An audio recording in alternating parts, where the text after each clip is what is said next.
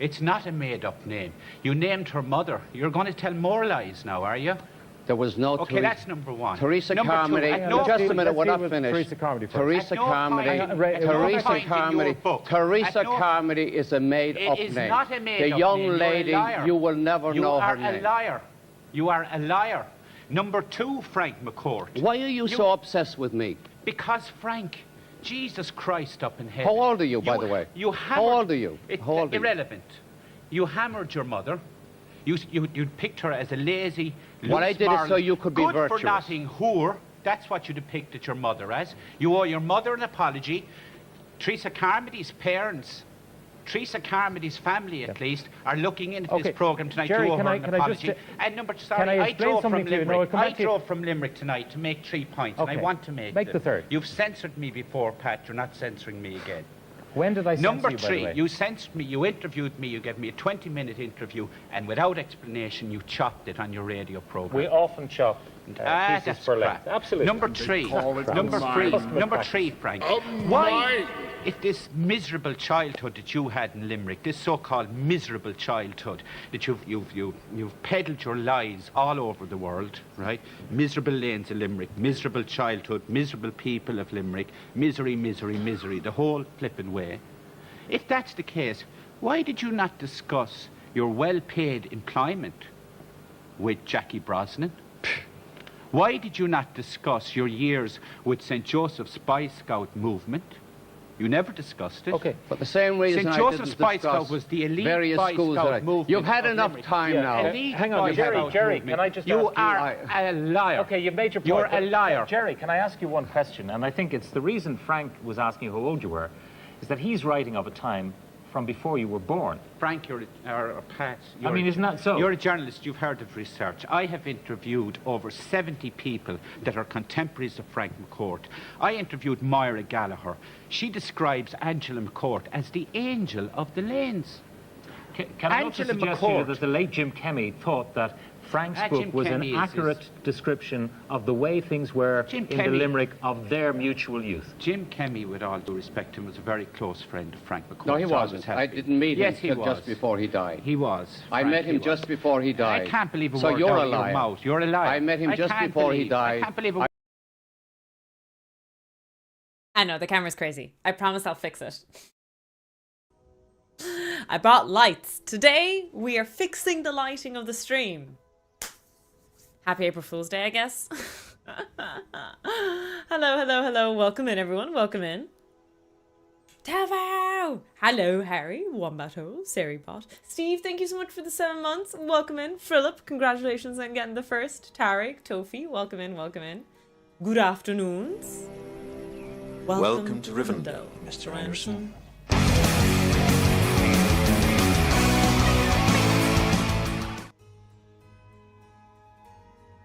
Dieve, Tarashtak, Machara. And plural. Anyways, hello, hello, hello. My lighting will be back. Somo, welcome in. Hello, hello. We are fixing the lighting of the stream so you guys can see things better.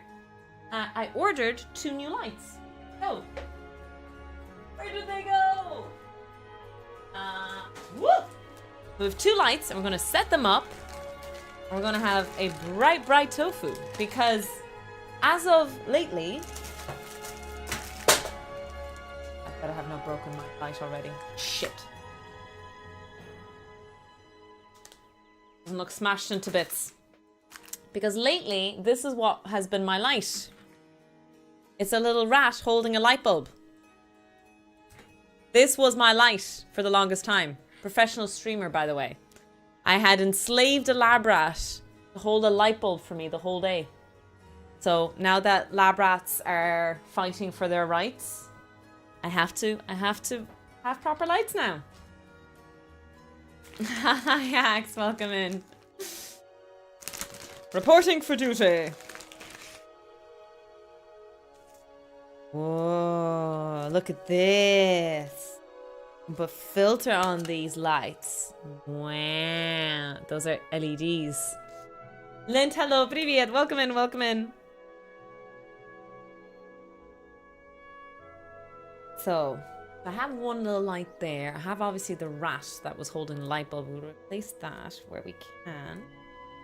Hopefully I don't accidentally mess up stuff. A pleasing number of months for a very pleasing streamer.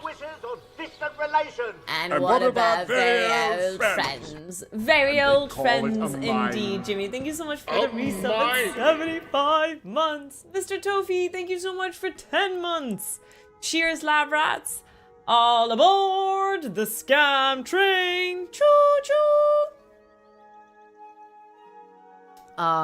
Thank you so much, lab rats. Really, really appreciate that. Thank you. Today's a good day. Today is a good day. Herder, thank you so much for the resub. And what about very, very old friends? Thank you. I fault Any more visitors, well-wishers, or distant relations? And what about very old friends? You know what? You can join the very old friends team. Wait, do I have to manually... Oh, I'm cheap. You have to manually put in the... It's not... The fuck did I buy? Herder, thank you so much for the tier 2. Really appreciate those extra PP points. It really means a lot to me. Thank you. I'm such a cheap fuck. I bought lights that you have to manually change the light by putting...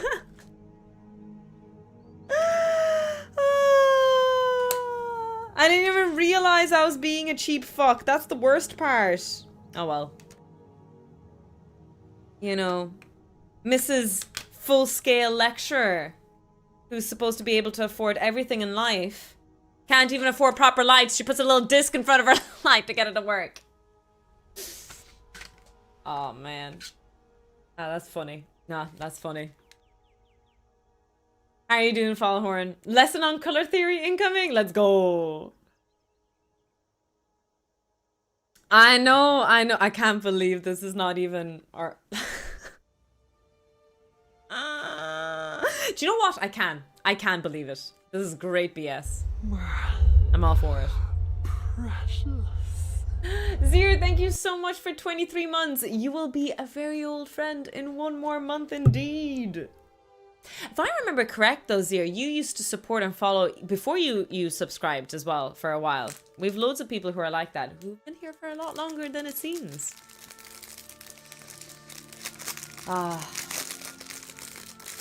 Sorry for the crinkling sound in the mic.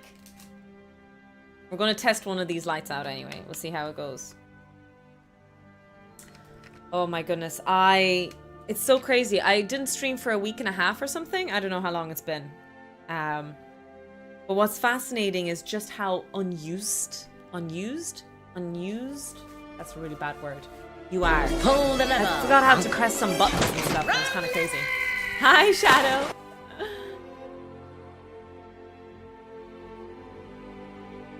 Welcome in, everyone. I'm so glad to see so many of you here.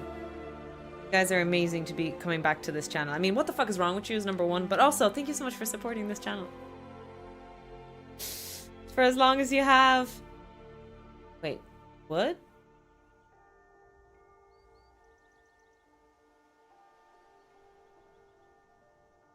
What?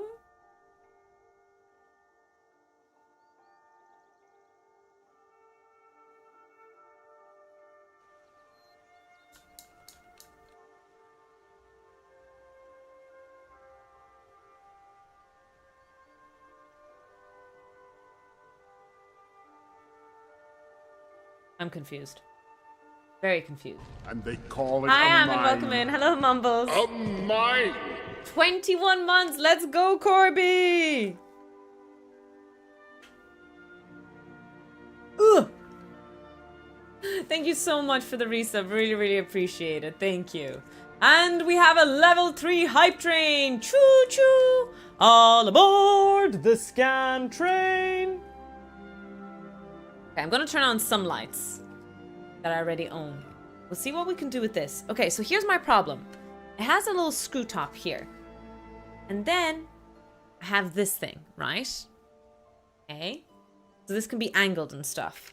And then I have this. But it doesn't stand. It has a screw-in aspect to it too. So if I put this up, it's not going to stand. Did I buy the wrong thing?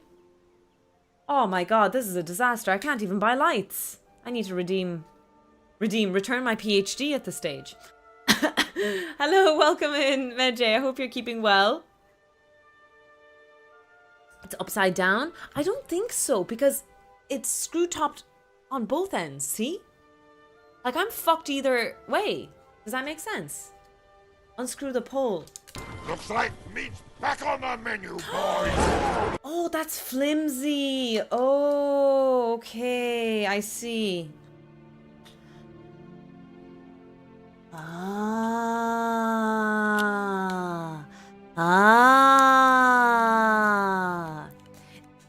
I figured it out. It was all me. Genius. I'm a genius in disguise. GG, let's go. Ta-da. Now we have a stand. Now it works. Totally did it by myself.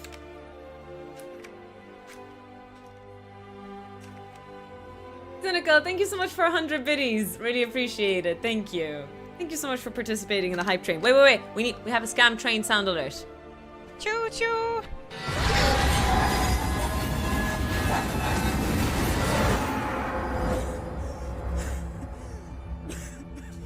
Motherfucking choo choo. Hi, Dark Shadow. Ah, thank you. And thank you for leaving such positive comments. I rarely check that account because I'm scared of that account a little bit. Woo! Oh my god, I haven't heard the sound alert yet. My sister might be visiting over the summer.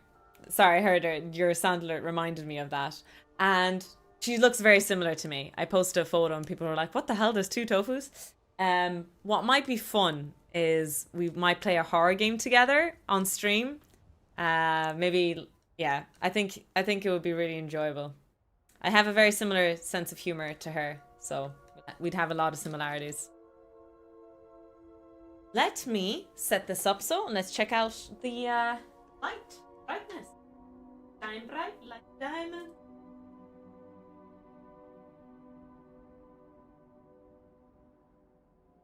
Plugged it in. Ah!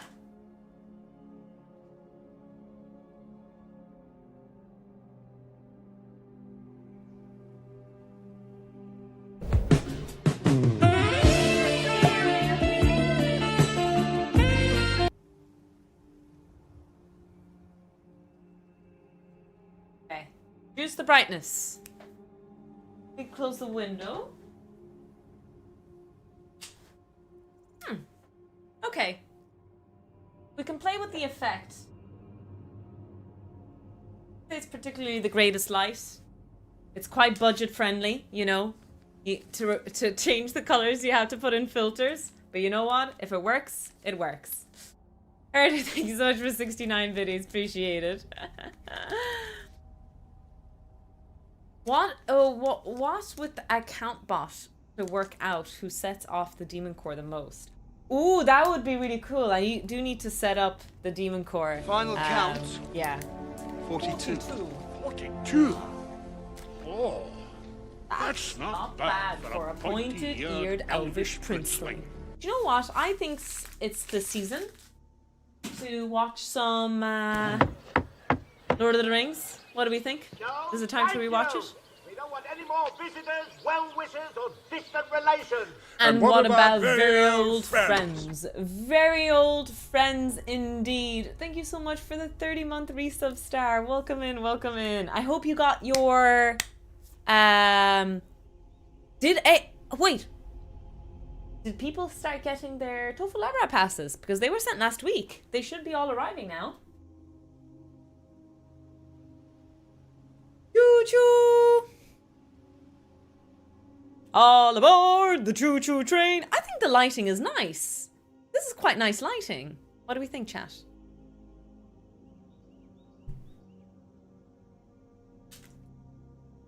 A little bit of pink going on there. I like it. I like it. Picasso. Ah, good tea. Evening, ma'am. Welcome in, Earl Nest. You guys are having a fabulous Wednesday. I got the day right. So yes, I was away this weekend for my bachelorette. I didn't know where I was going, but I ended up in Rome. And Rome was very, very interesting. We did do it a bit too touristy instead of bachelorette-y, if that makes sense. We actually, went to the Colosseum, went to the Pantheon, went to all those proper places instead of, I don't know, having... What's a typical bachelorette thing? A male stripper dancer come to your apartment, naked butler, exactly, so none of that really happened. I was expecting a little something, but it was a pure touristy trip, which was still nice, of course. 3 Streams Street, let's go. Yeah, so Rome was beautiful. It was packed though, and this is freaking March. Imagine what it's like in the summer. I'm glad we went when we did, because I would not have survived how packed that was. But yeah, the city was lovely. 26,000 steps a day walking around. My feet were killing me. Absolutely dead. Dead. Now, for my second bachelorette, I know what I'd want to do. I've planned out my second bachelorette now. So when I get married again, it's fine, it's fine. Yeah. Now it's time. Buckle down. Welcome back. Hello, Nexus. Welcome in. Meggie's like, oh no, not again. When you and Nate renew your vows, you mean? Yeah, I'm not the biggest fan of traveling, Dark Shadow. I've been forced to travel quite a lot because of my job and because of my family and friends.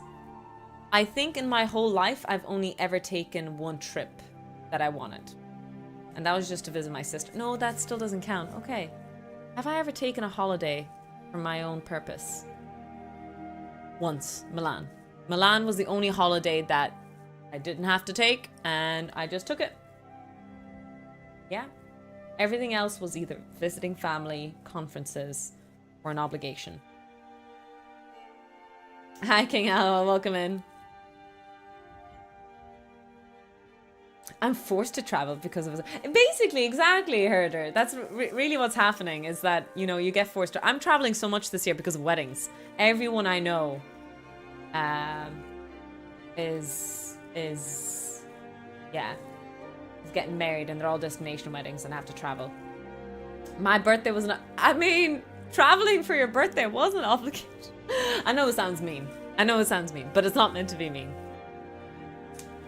Put it this way, I wouldn't go to London had it not been for your birthday. Would that be a fair statement and just? No, I was a bachelorette Nexus, so I'm not married yet. Not married yet. There's no ring on this finger.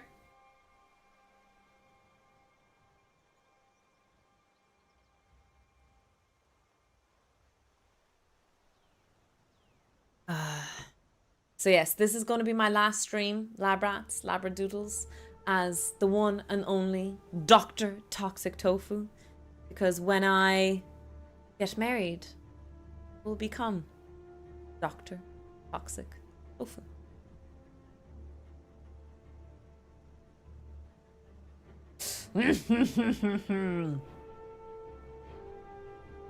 Yes, I saw that.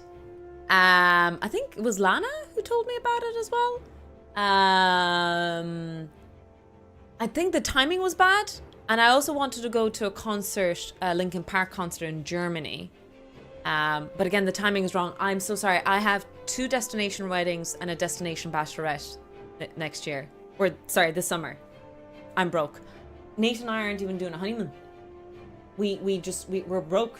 We can't afford a honeymoon. Turns out weddings are expensive. So do not get married and live a happy life. A rich, happy life. There's my advice. Wise, wise, wise tofu advice.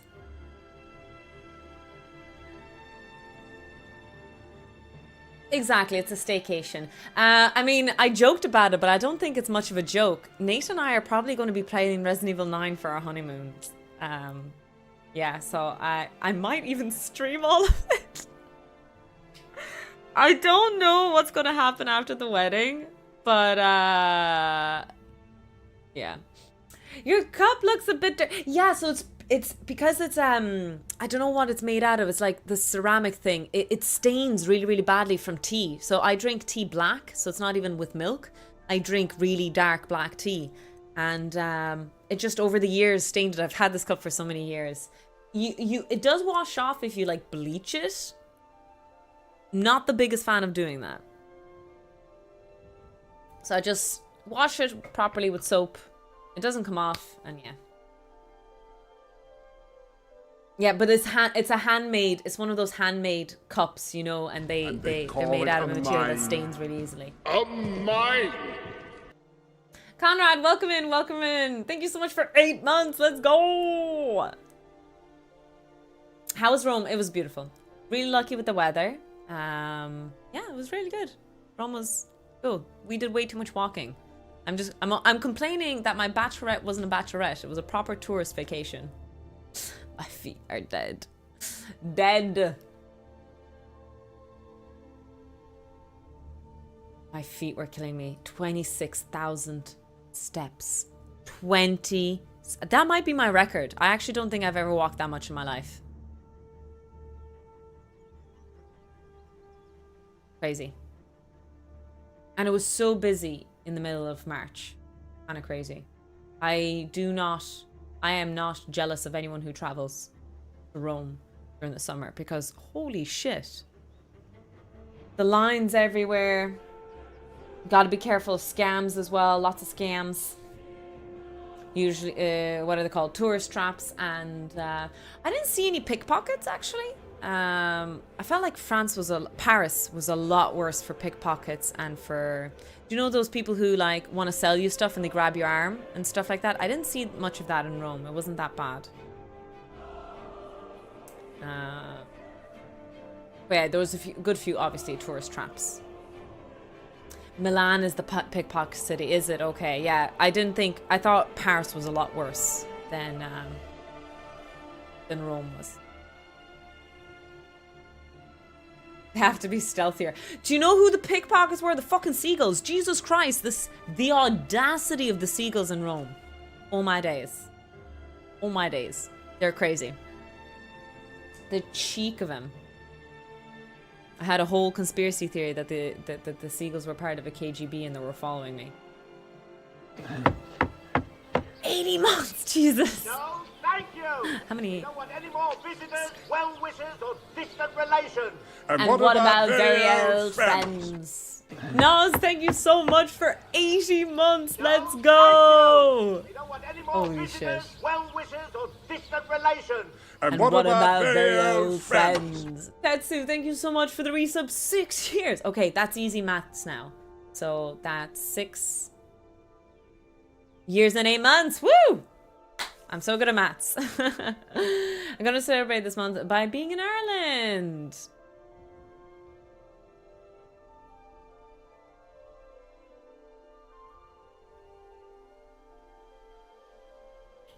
Welcome in, welcome in. Thank you so much, guys, for the resubs and for those amazing Pippi contributions. I hope you're having a fabulous week.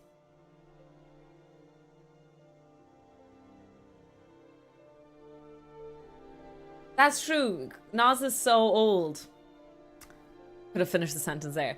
In this community that he might have a parole sentence coming up. A parole hearing. I'm sure I'll catch up at some point. I'm sure you will, Conrad. I'm sure you will. How was Rome? So I just kind of described it that I ended up doing a proper tourist thing. It wasn't much of a bachelorette, but it was really, really fun. Walked a lot, 26,000 steps. Legs are wrecked. Are you planning on watching the Artemis 2 launch? Yes, if it launches on Timelint. I have to go to work early tomorrow, so I'll stay up until 11. But if it's delayed by the 2-hour open window, I can't stay up. So I'll watch it first thing in the morning. So no spoilers. Actually, I just won't read it in Discord. I made forget what it's called. With the egg, not the water-based one. And it was just in tomato sauce and basil. It was very, very simple pasta we made. It was fun. It was such a silly thing. Like, it's something you would never do, is take a pasta learning class. But it was so much fun. And you're drinking wine and you're with your friends. It's just, yeah. I thought it was a bit of fun. Bit of crack. And yeah. I know how to make pasta now. From scratch. And gelato.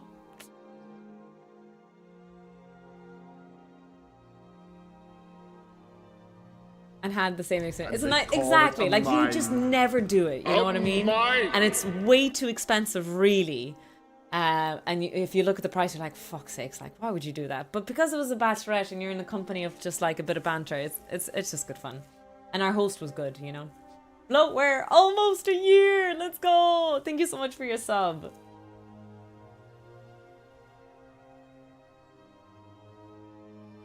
Oh. So glad to see all of you guys here on a Tuesday. Thank you so much for coming out. I have nothing planned for the stream. I am going to stream until the evening. Will I be playing games? I do not know. I have a few things to do. Obviously, if anyone has come in and I was fixing the light, I have new lights. And I thought I got it. Oh, for fuck's sakes, it's Wednesday. Listen.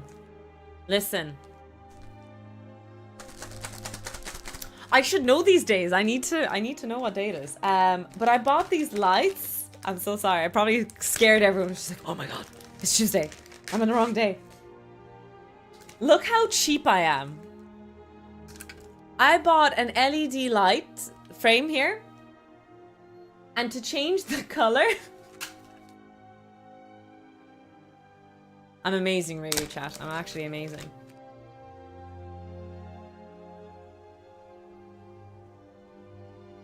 You put a filter... Oh my god. This is just too fun. This is actually too fun. This is actually so funny. Listen, it was a steal. I got 2 lights for €22.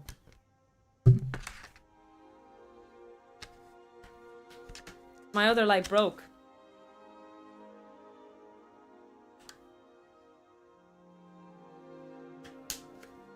What's wrong with it? I suppose the idea is that RGB lights have existed for a while, but yeah. I'm just clearly very, very cheap. I didn't even realize! I didn't know.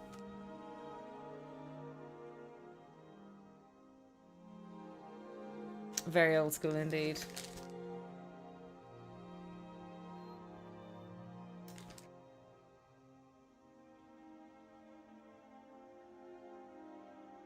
So today we launch Humans to the Moon. So yes, to the moon. They won't be landing on it, but yes, we will be launching. There's a 2-hour window open, so to my Irish brethren and in the GMT time zone, be wary that it could be up to 1 o'clock before the launch happens. If you're anyone like me, has to get up early tomorrow, might not be the best idea. But the launch window is open for 4 days. So it could happen on April 2nd, April 3rd, and April 4th. I am ever so slightly hopeful.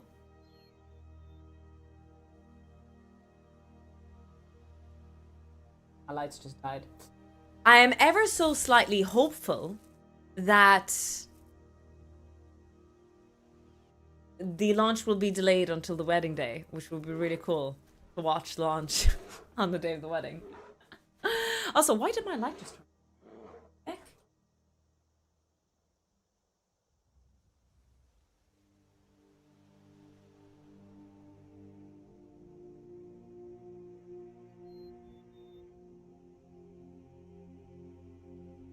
Oh, fuck. I felt a nip. Oh, Bambi, you are... Bambi, I am actually gonna make rabbit stew tonight.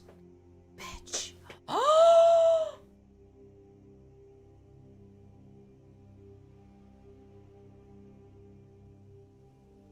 Oh. So much of it. Oh!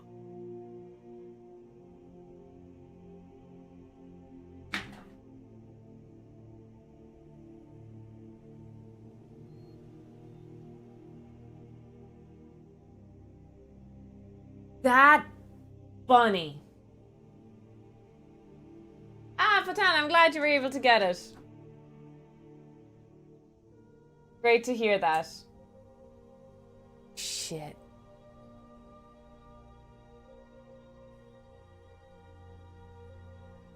She ate my lights.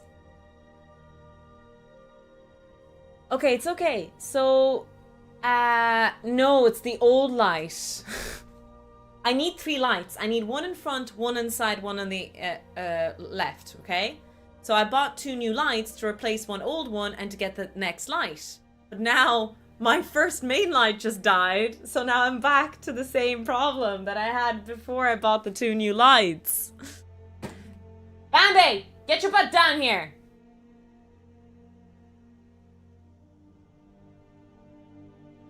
Alright, chat, we're having rabbit stew tonight. I hope you're looking forward to it. Okay, maybe there's a chance I come back. The lighting's gonna be weird for a little while. Let's be patient. I could recommend by a friend. But I'm here for... Oh, I can show it to you. It's RLCs in parallel. Resistors, inductors, and capacitors. But yeah, it's for a social media post. What's on the menu for Saturday? You will find out. It's delicious. Loads of choice. We're catering for vegans, vegetarians, meat eaters, gluten-free people. Yeah, but there's always safe options. There'll be the classics like steak, and then there's what are they called? Fancy options. So there's safe choices and fancy. And there's cake, and there's the midnight snacks, and there's alcohol.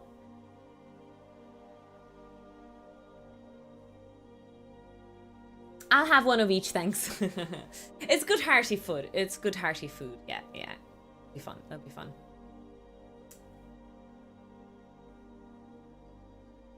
Project... No, and no spoilers, please. I want to watch Project Hail Mary. I think I have time during my honeymoon. Will Hail Mary still be in cinemas next week, chat?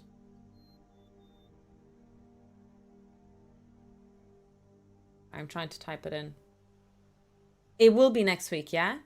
Because I might go and watch it next week for the honeymoon. Yeah. I really do like Andy Ware. I don't know if the movie's any good. I heard it has good reviews, but yeah. I'm not going into it thinking I'm watching Good Physics.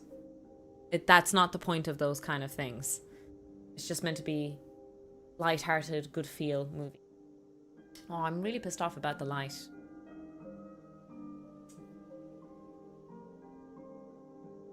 Ripped up my carpet again. So much stress. I want to see it too. Yeah, I hope it's good. I hope it's good. I'm hoping for it anyway. My 3D printed pencil cases. All right. No, actually, we can't start until the light is fixed. I think I need all the new light. Oh well, here we go. We have to build a new light, chat. What can men do against such reckless tofus? They're very reckless indeed.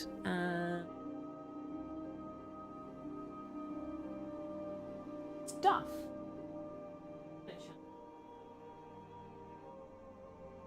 I don't mean to sound weird, but where did I put my rod? Oh, it's over here. Found it. You can open the... Oh, yeah, I have the window. Forgot.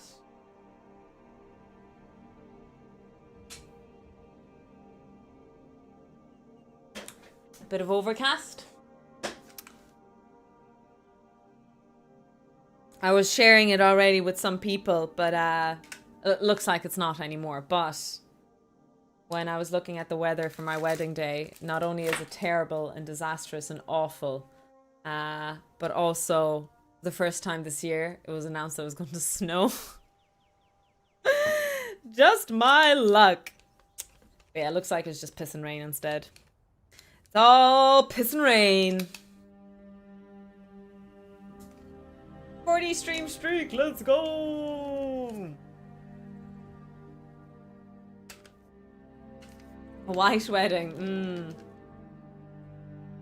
You see, people say that it's a sign of good luck if it's raining, because what else are they meant to say in Ireland, right? It's going to rain 95% of the time anyway, so they have to come up with some saying to make the brides not feel so bad. So what they come up with is... and it's meant to be good luck. And it's all just BS. All of it. Every single one of those guys. Just BS's. Alright. Right, we'll do some electronics.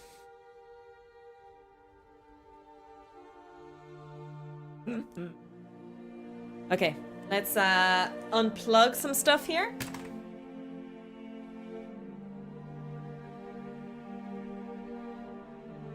This hopefully won't knock chat over. Sorry if I do, I don't mean to do that to you, chat.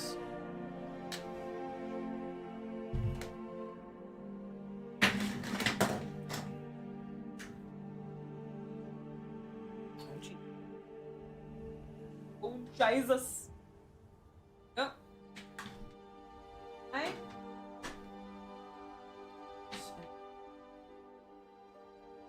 Alright, we have loads of wires out.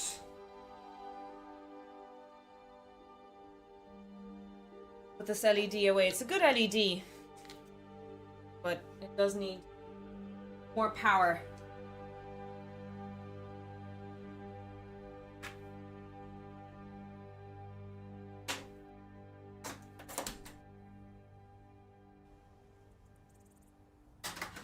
Sorry, chat. I don't mean to be blocking your screen. Give me a minute.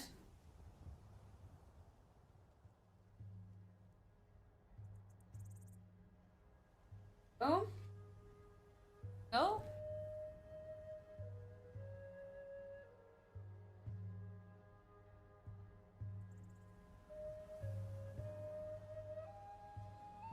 I know, I think I really should watch it. It'll be a good vibe. Whoa!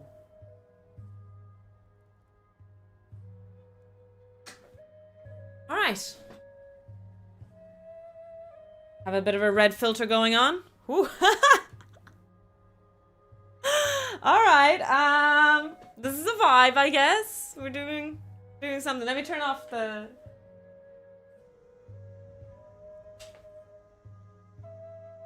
a bit red roomish, no?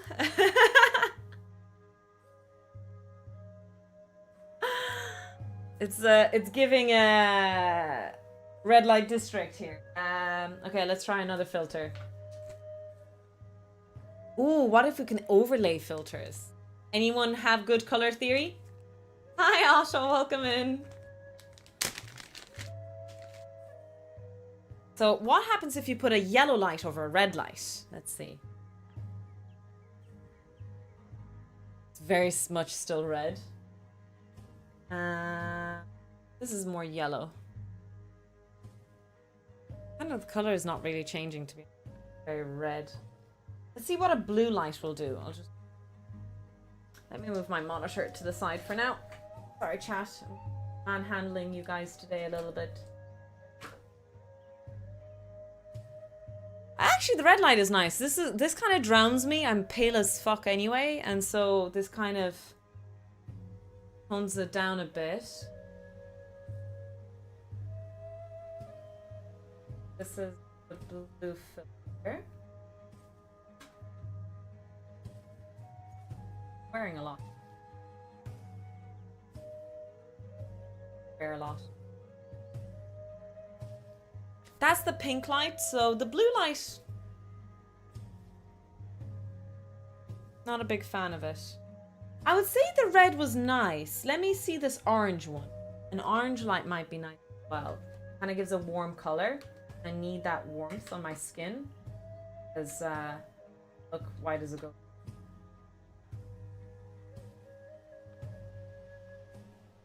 Horror stream. Huh?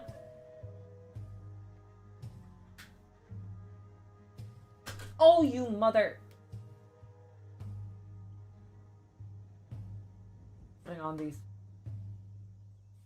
A science experiment here. Definitely some sort of...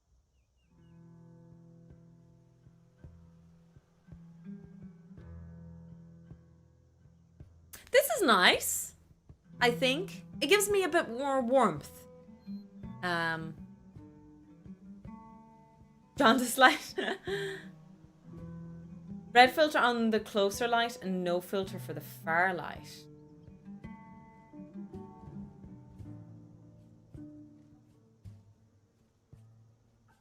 I don't know, I think this is okay. What do we think? Okay-ish looking?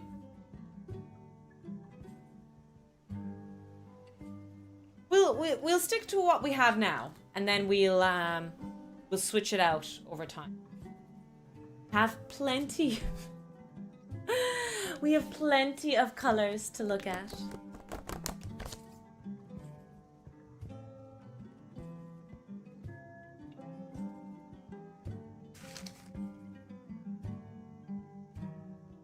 I might, yeah, over the summer, we're going to do a project where I'm going to paint this room. I'm getting a new table, thank God, because this table's too skinny. I need a wide table for my monitors and for the projects that I do. I need space. It's so annoying, like I come home from work and I need to do work and I can't work at my desk because my desk has no space. That might be a very first world problem, but yeah. How many colors can we layer at once? Good question. Empu, hello, welcome in. I got a message. Is everything okay? Fine. No one's dying. Alright, it only took 40 minutes or so to fix the lighting situation that we have in this room, which is nice. Very, very nice. Welcome in, everyone. Happy Wednesday. I might say that it's Tuesday a few times. Bear with me. I'm very, very confused today. So what will we do today? Well, there's loads of options. We could do science today. We could do my programming project, which I think I'm giving up on the tricorder. I'm sick and tired of it, to the point that I think whatever I can do now to get it to work is good enough. And that will be it. Jimmy, what do you want to do tonight? The same thing we do every night, Pinky. Try and take over the world. We could teach a bit of physics. That's also an option. We could start designing the tricorder, which would mean that I need to set up a Fusion 360 account, because I promised you, chat, I would stop using Tinkercad and I would start using Fusion 360. So that was going to be the next project. And we could play games of stuff I already have. I don't know if I want to play DSP. I've taken too long of a break and I'm going to take another long break. So too many questions, too many concerns. Hi, Mark Zero.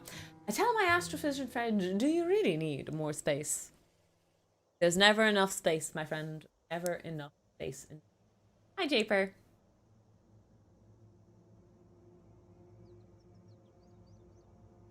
So yes, there's many things we can do today, other than trying to take over the world. Or in parallel with trying to take over the world, we can be doing many, many other things. So yeah, that's the plan, I think. Relatively simple board plan. Oh, out of wire. And they call it a mine. Oh, a mine! Clearly ground. Yeah, if we can get this to work-ish. Happy to stop this project and then start building the tricorder device. Bobster, thank you so much for 20 months. Can't believe it's been so long. You're very, very kind. Thank you. So the precursor to the tricorder was the bicorder, I guess. But the temperature thing reads two things. It reads the ambient temperature and then also reads the body temperature of the aimed projectile. So technically it's still a tricorder.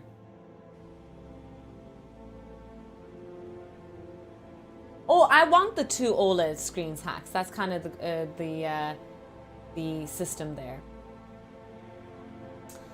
How do LEDs work? Would that be the lesson you're interested in? I don't know if I have everything set up to teach electronic devices. I'm kind of rusty. I would need to have revised it a bit to do it on the spot now.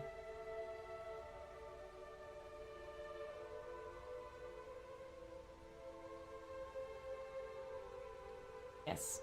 For now, let's just mess around with the... oh, let me bring my monitor back. Jesus, my monitor's so far away. Let's just mess around with the tricorder project, and then we might teach physics later, and then we might take over the world after that. Oh, Hacks, you sent that really cool game, actually. I think that would be a great physics game. It does seem to advertise itself on Good Physics. So let me have a look at it again. I'll add it to my Steam wishlist. Looks very cool.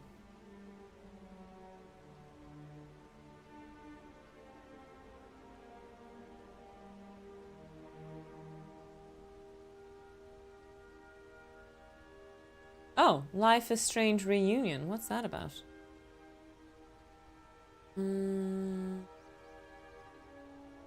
Back to Discord. Where did you write it? It was in suggestion box. There we go.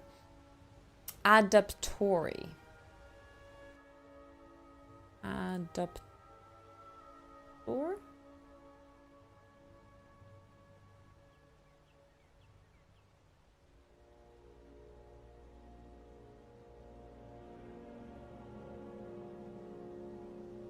No, it doesn't come up. Did I type it wrong? Probably did. Adaptory. Tofu. Can't even spell. Adapt.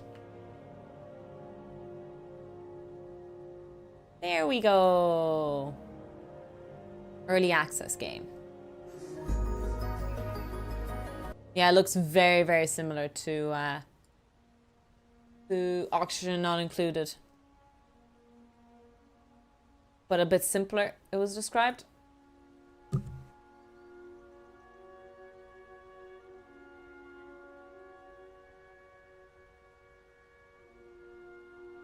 Okay. Let's go into our programming. Oh! Don't send me nudes, don't send me nudes. Okay, whew! That was close.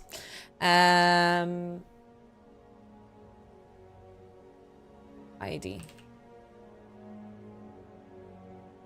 Flashbang. Jesus Christ almighty, open heaven. Later. IDE. I'm going to display the tricorder project. There we go.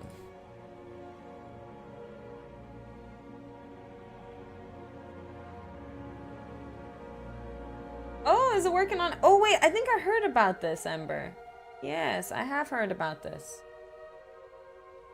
About them working on a spin-off. I think I've vaguely heard about that. The bunny holiday is approaching. Oh, the bun holy day. She doesn't need to know that. We don't need to tell Bambi that. That we do not need to tell her. She'll act even more spoiled than she already is.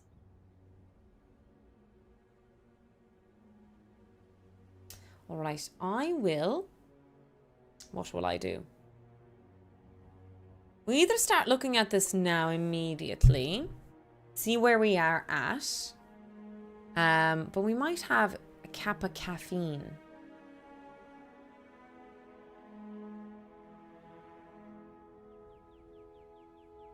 Looks like you're making something amazing. I'm making something that doesn't work, unfortunately.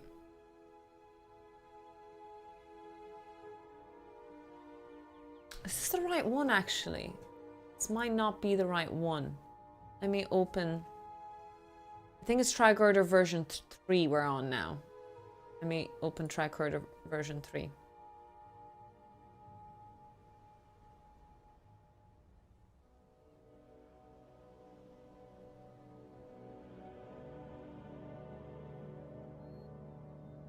Thanks, Injang. I have a full video on it if you're interested. A full YouTube video. It would mean a lot to me, actually, if we got to see some more people check out my YouTubes. I'm really close to YouTube Partner on my science account, and that would be amazing. So there's 2 levels to YouTube Partner. There's YouTube Partner, I get money on ad revenue. I'm still thousands of VOD hours away from that. But I'm really close to the first one where you can just get monetized. So, yeah, it is a lot of work. I'm going to put in a lot of work into YouTube videos over the summer and hopefully get YouTube partner this year. I just need one video to do well. One video to do well. Because I already had 2 videos do well this year, which brought up the average VOD hours really high. So I just need one more video to do well. One more over the summer, and hopefully it'll be fine then. I already had 1 chocolate egg. Very bold, Otto. Very bold indeed. Yeah, I think this is the right one. Okay, so I'm gonna...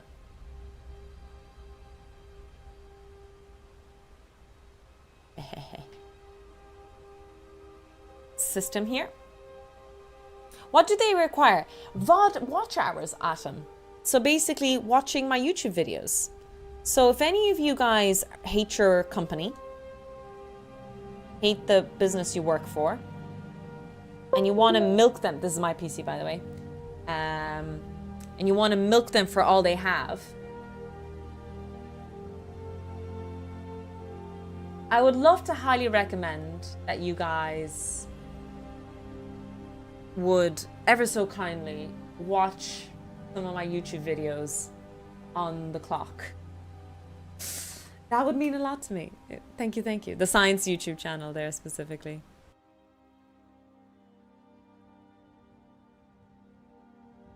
That's right.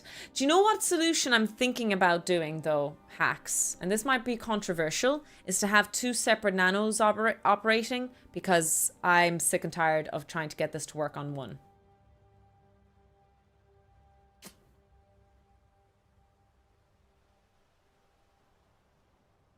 We are looking at a tricorder device, Undead. That's what we're looking. And it has 2 things. It has a radar motion sensor and it has a temperature sensor. And we got those 2 separate things working separately, as the word kind of hinted there. But unfortunately, I couldn't get it to work together. And so ever since then, we've been having this problem. It turns out I ran into RAM issues. So I've been trying to fix this whole thing with RAM problems, which makes me think I could just operate those 2 separate parameters with 2 separate nanos. Controversial?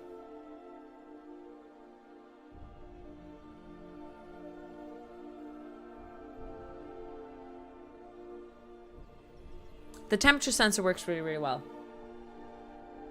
Exactly, it'll keep the pixel size, exactly.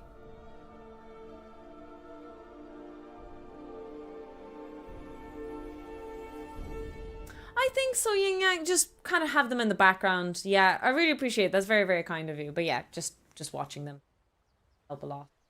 But it's like 1,000 watch hours I need to become full YouTube partner. But still, I'm going to work really hard this summer on YouTube videos. Can't you download more RAM? Like, how bad is my project where I run out of fucking RAM on the Nano? I mean, maybe it's easy. Maybe I never realized that it... Oh, sorry, Nano on the... Arduino. But, like... That's insane. I've never ran into this issue before. My projects are so simple. It's crazy to think I'm running out of RAM. Hi, Rain. Welcome in, welcome in. That's true. 2 nanos would fit in. Microcontroller RAM is rather limited, to be honest. It's not a very extravagant thing that I'm doing, and that's number 1. And number 2, like... Yeah, I wouldn't know any better. Does that make sense? That's what we've been trying to do, Undead. So what we've done is we've reduced the pixels.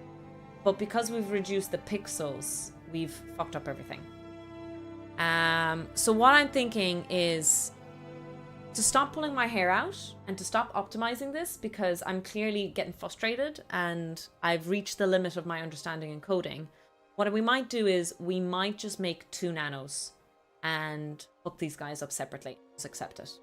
Let's try and fix this code, get it to work on 2 separate nanos and power those 2 separate nanos. Because we are running into RAM issues, and yes, I can optimize this code and reduce the pixel size and everything, But this is above my pay grade at this stage. Does that make sense? For someone who is a pure amateur in this and a pure hobbyist, there's too many... Sorry, little mic. There's too many walls I'm hitting. Too stressful. And to the point that I'm almost giving up on the project. So to save the project, to save our will to live, we must do 2 nanos. Let's see if I have some nanos.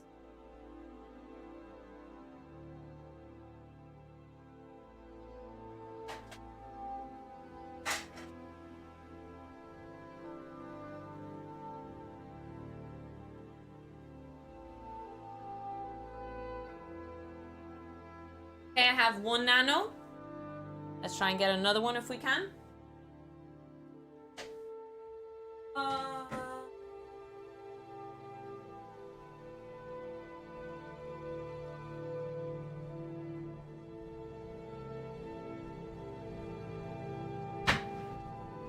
My CNC stuff.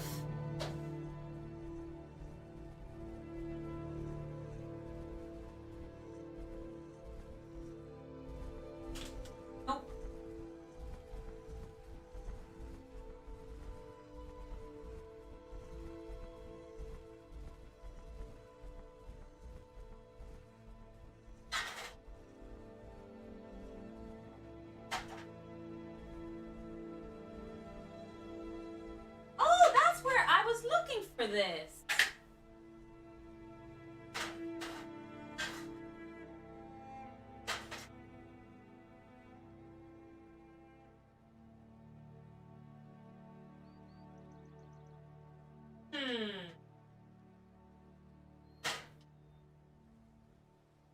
Houston, we may have a problem.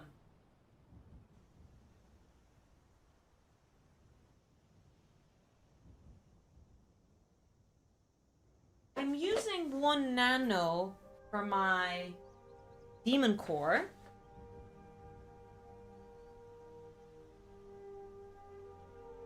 I'm sure I had more nanos.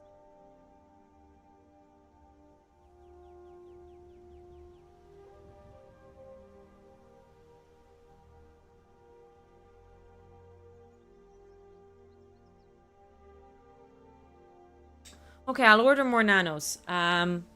We'll get one of these guys working already. Bob or Cricket? Oh, shit. Is it Cricket who's using it? No, Cricket uses an Elegoo R3. Where's my other nano? I swear I had 3. Oh, well. Whatever. We'll just order more nanos. They're not too expensive. I swear I ordered...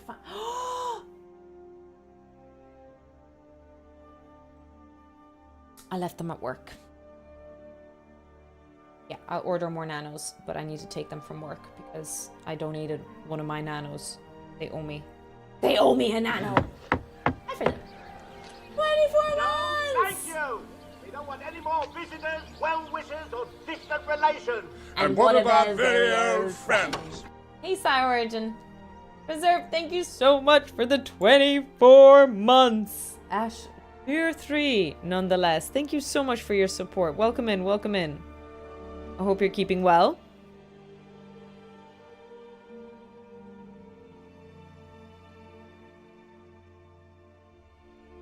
So, I'm making this for shits and giggles, Undead. I don't know how else to explain it. Like, most of my projects are just gimmicks. I'm kind of having a bit of fun, a bit of banter. I build a demon core that goes radioactive just for lols. But then I teach it. I bring it to university now every year, and ever since this year, and I do a demo and I teach about radioactivity using it. So you know, the tricorder device, I can use it to teach about sensor technologies. Yeah, most of the stuff I do is for just fun. Like the only purpose I'm doing it is for fun. I'm not being very useful in life. That's something I've heard a bit too much. But then I try to make it educational or try to link it to education. Exactly, Hacks. I'm learning things along the way. Welcome in, Breast Bay.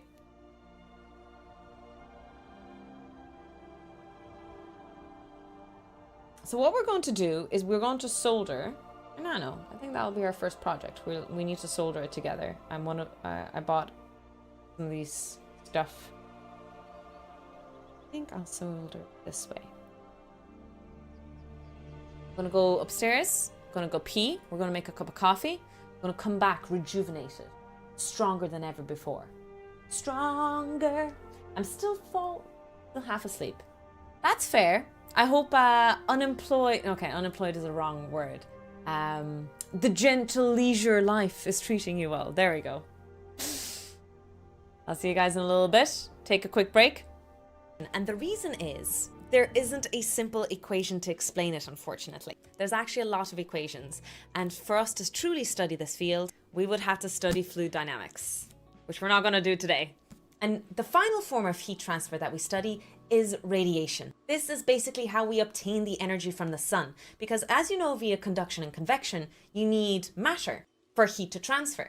Radiation doesn't need matter. And that is how the heat from the sun can transfer through space and onto Earth and heat us up and keep us warm. Power is equal to the emissivity times sigma times the surface area times T to the power of 4. Sigma in this case is Stefan Boltzmann constant because this is referred to as the Stefan Boltzmann equation. The emissivity value represents by how much of a black body it is.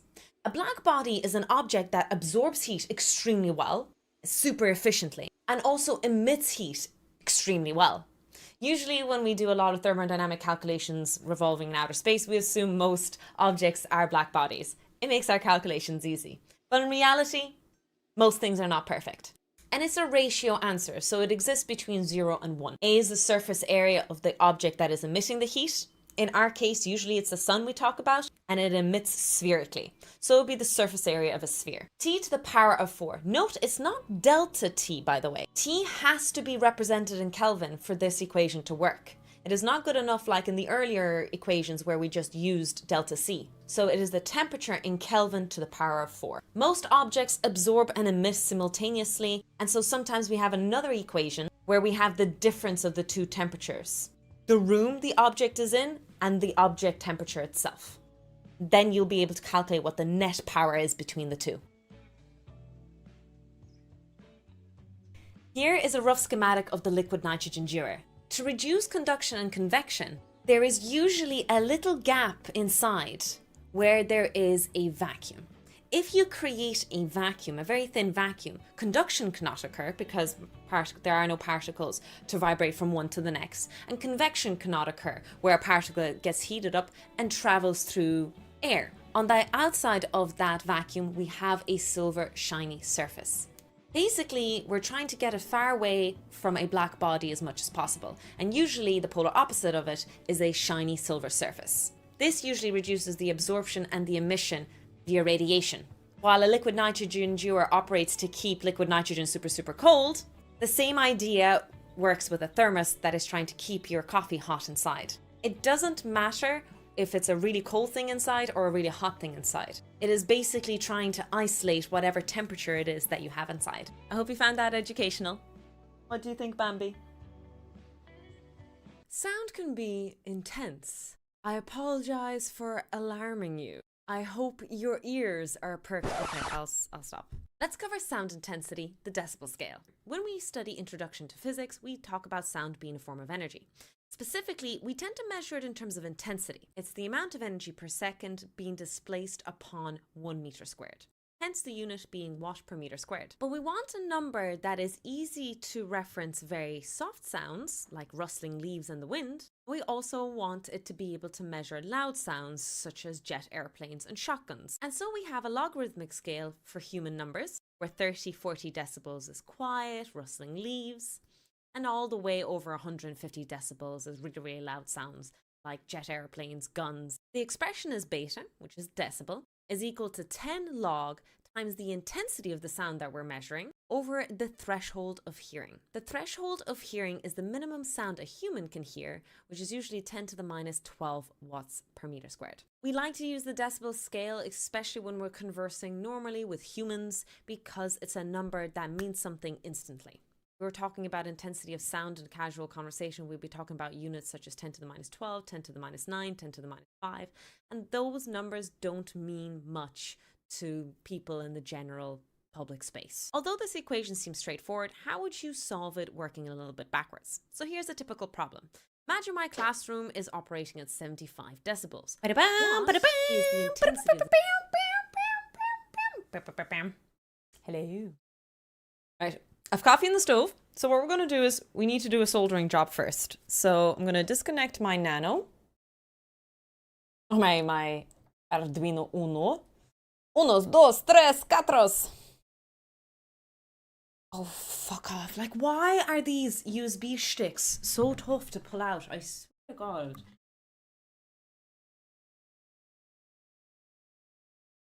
Oh, fuck. Oh, Jesus Christ on.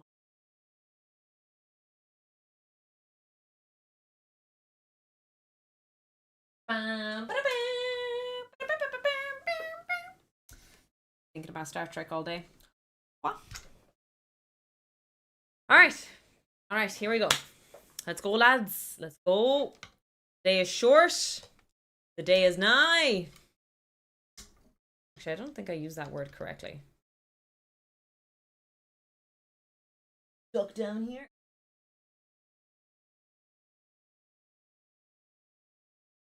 Oh, voila. So let's shuffle everything to the left. Shuffle everything to... Face is itchy.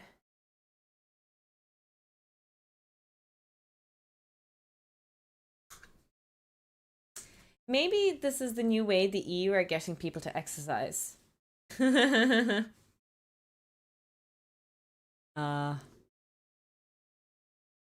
Perhaps you're onto something.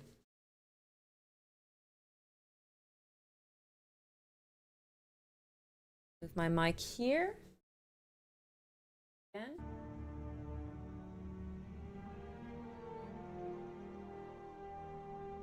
Put my YouTube chat so I can say hello.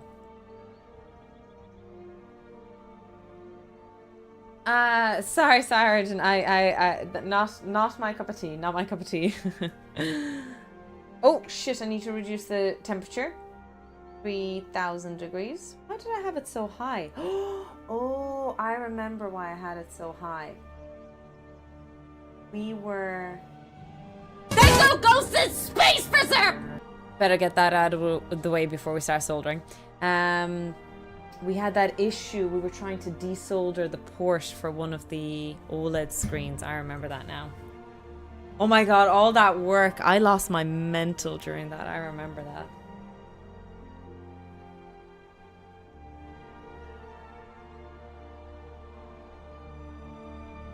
What are we studying today? Today, I'm just doing a bit of soldering and programming first. Then we're going to study a subject. I don't know what you guys are interested in learning today. We could do... Someone asked for some LED stuff. I'm kind of... want to take a break from gates for a while. From transistors and such, because that's what you need to do. And I want to do more physics. So if you guys are willing... I'd like to revise some of my physics. Maybe something like the photoelectric effect. Some radioactivity. Maybe... Could look at the surface level of general relativity as well. That might be fun. I kind of want to do a bit of physics today. And avoid...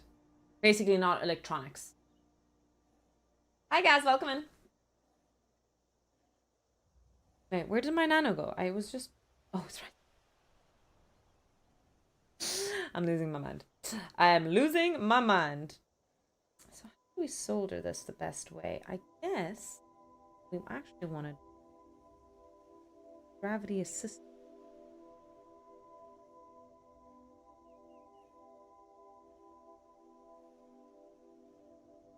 What the heck was that, Tofu?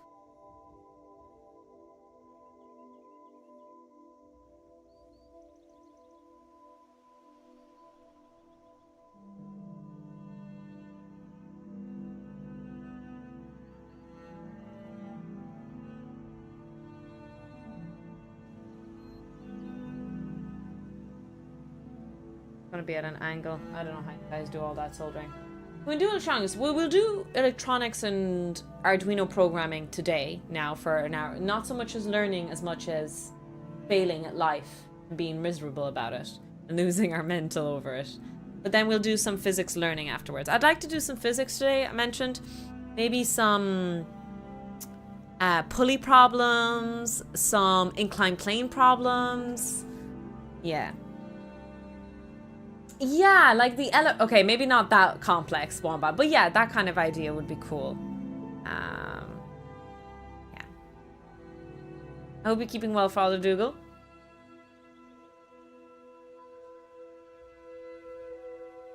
So let me pick you up, chat. We're going to zoom in here.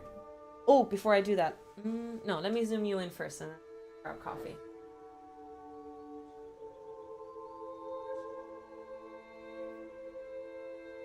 Hey, Stuxy. Zoom you in here.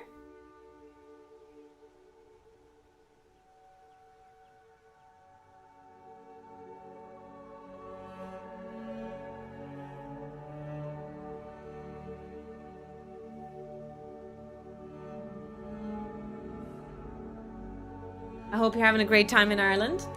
How do I improve my ability to learn, not just math, but programming?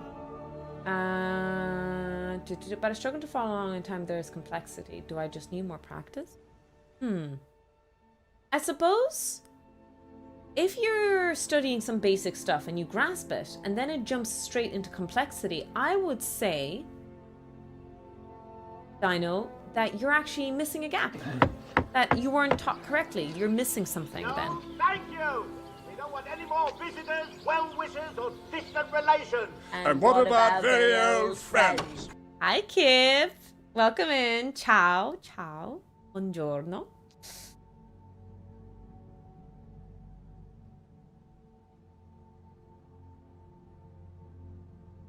So I don't know if it's more practice, because if you understand the basics and then the next thing they do is super, super complex that you don't follow along, you don't understand why, then I think there's something missing. Either the lecture or the textbook or the video or whatever it is you're watching is at fault, not necessarily you. Now that's a very blanket statement. I can't really say for sure. We're all different and we're all unique.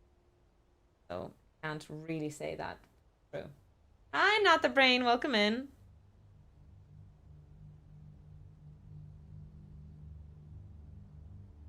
So hard to solder. Surely there's a tech.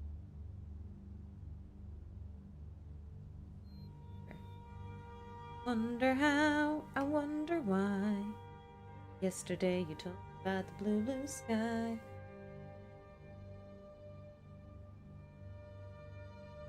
Just a goddamn tofu tree. I think my brain is... I'm sorry. Oh, I think the sound alert was used, Kip, recently. It has a 1 hour cooldown, so you guys don't go too crazy. No craziness allowed.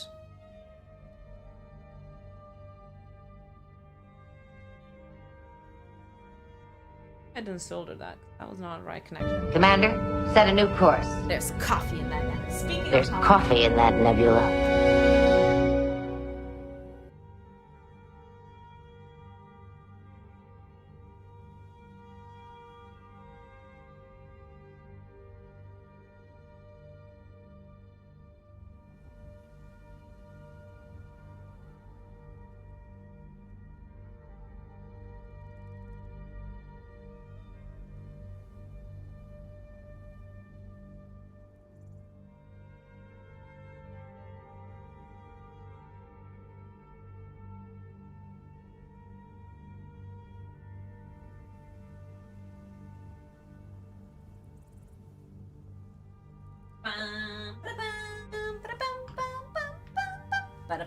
I'm back. Sorry, had to grab my coffee. A lot of sun. That's what I expected here. I'm glad to hear that Ireland's weather treated you well. We got pretty lucky with the weather recently. But yeah, unfortunately on the weekend, it's supposed to be so cold, it could even snow. Who would have thought? Who would have thought? All right, let's get soldering. Let me zoom you guys in a bit more so you guys can see a bit more.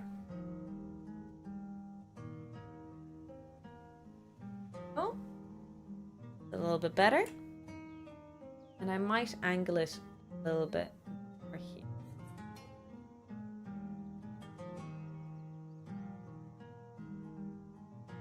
Just so you guys can see a bit. Why does smelling die in cold weather? As in, like, why is it less stinky when it's cold? I think about that a lot. It's going to sound very weird, but it's one of the ways I started to understand more about heat and thermodynamics is about farts. Yes, I think about farts quite often, but I think about how fart distribution occurs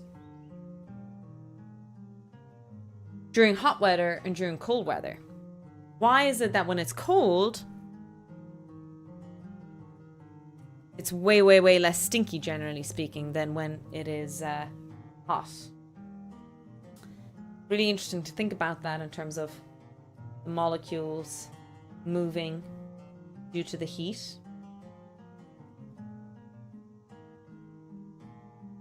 Oh, I can't get in there backwards.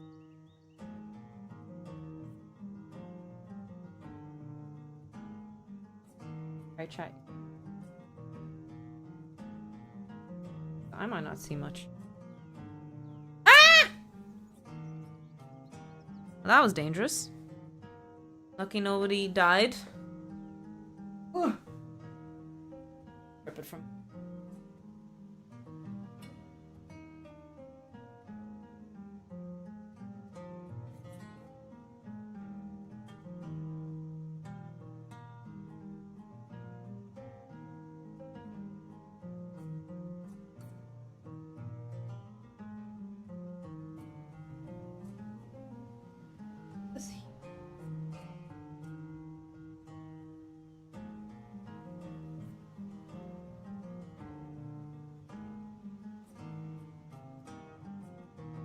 Very confused which way is the best way. Might be soldering this wrong. Whatever. YOLO. Had a funny memory there. I was writing my speech, you know, and just thinking about my childhood, the memories I had with friends. And you know what? I am very, very glad that my childhood years, for sure, had no ability to be posted on the internet. Obviously, my teenage years are still on the internet, but generally speaking, I'm glad when I was a complete and utter dope of a child that I did not have access to the internet to post everything on it. We are very, very lucky to have that kind of childhood, I think.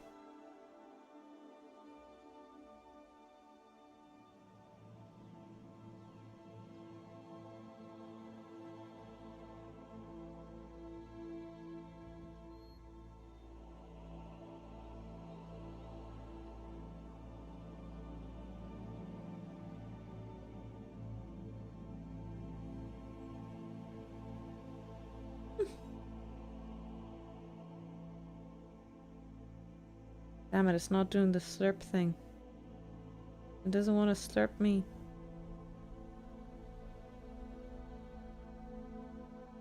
Come on, slurp. Slurp. I know you want to. Why isn't it slurping today? I'm not using flux! Okay. Forgot about this. The power of flux compels me!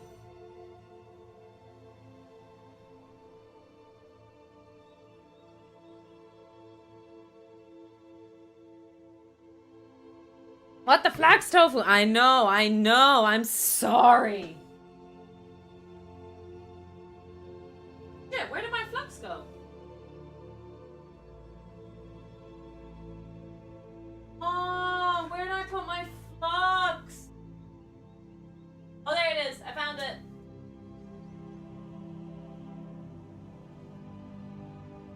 Cricket was in the way. Just need to repair Cricket. I kind of broke him. For flux sake. I know. Maybe it fluxed off. Maybe it did. Maybe it did.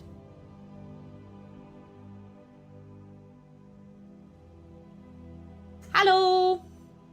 We're just soldering a Nano together. Because when you buy them cheaply, if you're a cheap tofu like me, they don't actually come pre-soldered.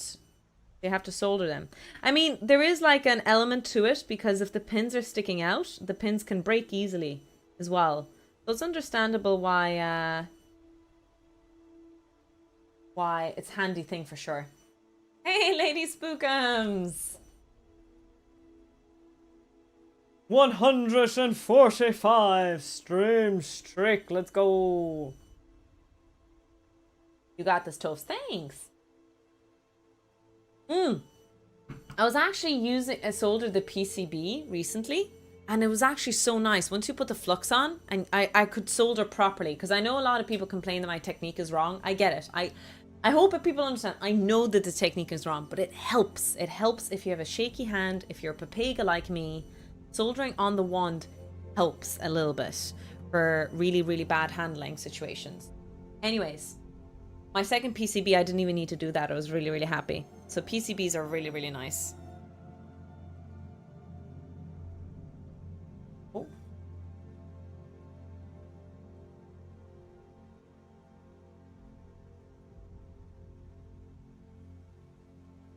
Okay, here we go.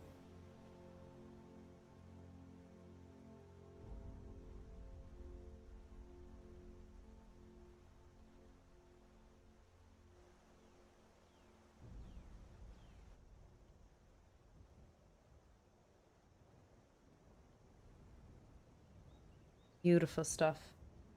Beautiful. Oh. Beautiful, beautiful.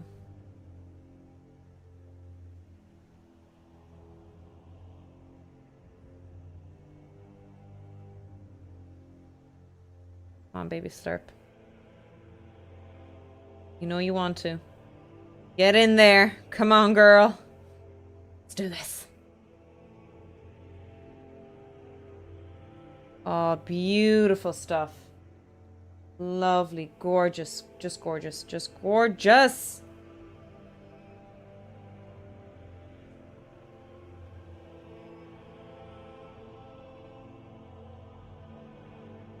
If you're using the Nano on a custom PCB, you may not need all the pins. Oh yeah, that's right.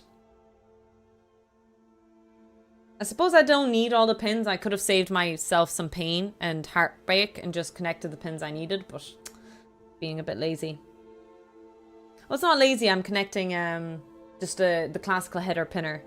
Male header pinner? Is that what it's called?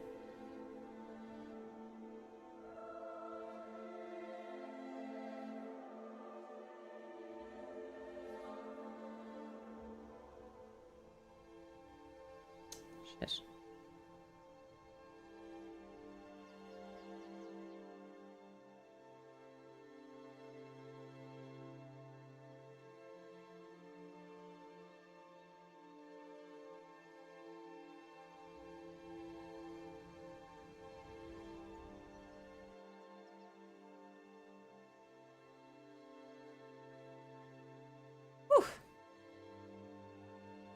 Much easier if you have your elbow supported. That's why I really need the big desk. I hope I get it this summer, because my elbows, obviously you can see, are in the air. I really hope to get that desk.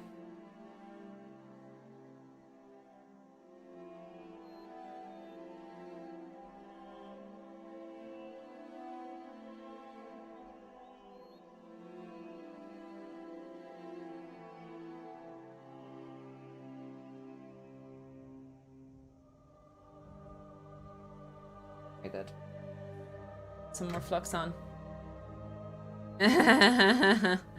Yes, of course, a quantum computer. Wahahaha.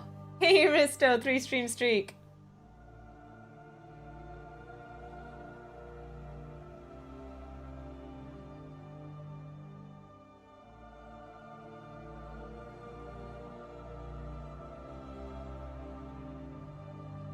No, it doesn't. They're pretty good. They're at the bottom here. They're quite far away. So even though metal is super, super conductive and it conducts through it quite quickly, the other part about metal is that it also cools very, very quickly. So if you have a long enough distance, it should be fine. But you can see, I'll show you later, some of the plastic on one of them has I think you might see a little bit here. That's from old times. It has melted. So yes, if I put the solder directly onto them, it will melt it. But otherwise, it will be fine. Hi, Keep. Welcome in. Welcome in. Hope you're keeping well.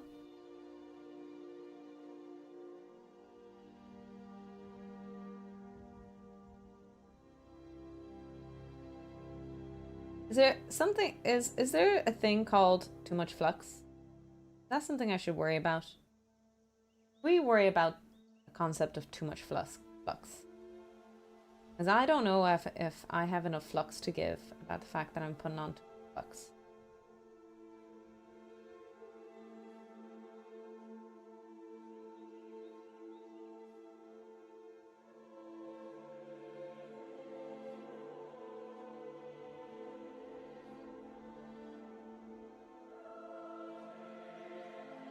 You could flood in it.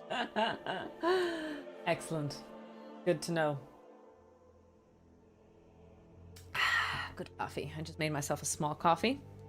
Just as a pick-me-up, because it is quite late. It's 4 o'clock for a cup of coffee. 4! Oh my god. I'm going to be up all night.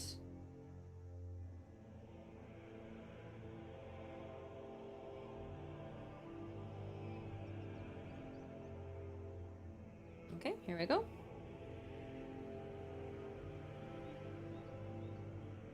I'd be careful breathing in those fluxy fumes.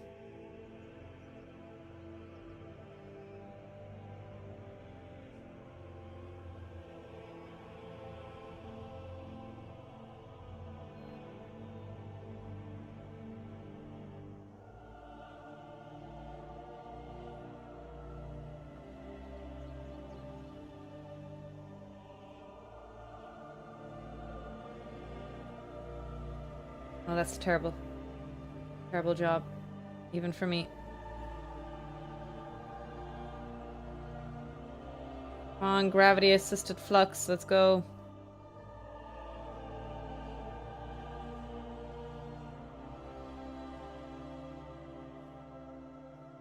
But bitch, what? Go in.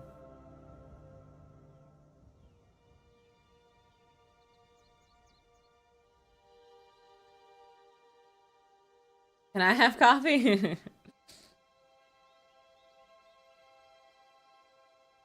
No, it's not in. What the hell? What in the flux? Let me clean off some of the solder real quick. This. Move some of it. Too much. Okay.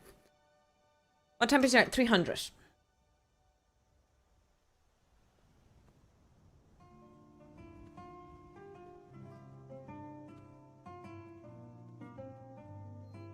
I only have bubble milk tea to give you. Ooh, I love bubble milk tea.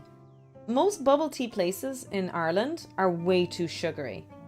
I find that, you know, the really tasty ones are like, because the syrup part, the popping, the boba part is really sweet by itself. So the tea should be very mild, and then the sweet bubbles in your mouth that go in the nicest parts. I know I can ask for less sugar, but I don't think they even, like, understand when I ask. I know it sounds very weird, but I seem to, like, I've asked many times less sugar, and every time it's way too sweet. So yeah, I kind of given up on. It's just my local place, you know, to be fair. I'm complaining about a specific local place.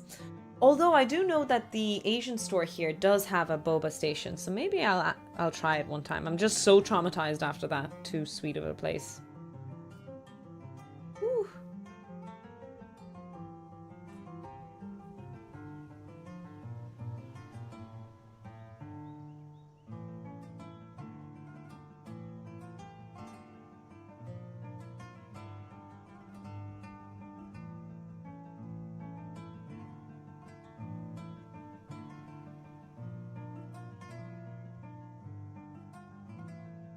That worked. All we needed was a little bit of flux. Jesus, I really need a vent. I definitely can feel the fumes. Not feel them, but you know, I'm not being very careful. Unfortunately, I need to get a good angle here. I think I'm soldering this wrong, actually, the more I think about it. I think I was supposed to have soldered them upside down. Oh well. We live and we learn, chat. We live and we learn.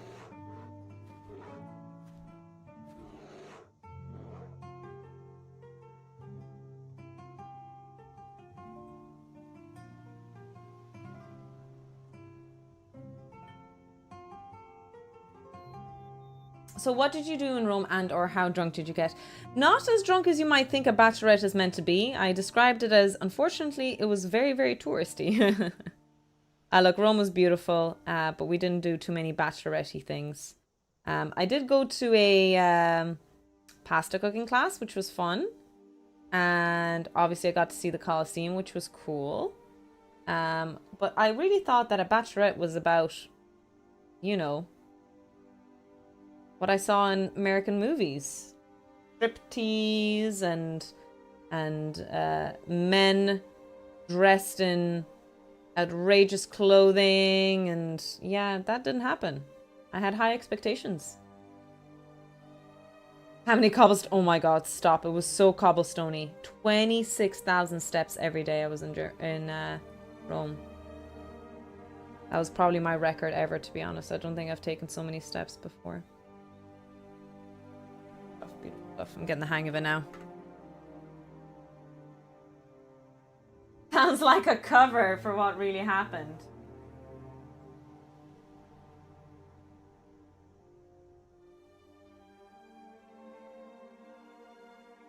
So it wasn't a lock up your sons as Tofu Brigade is in town. Yeah.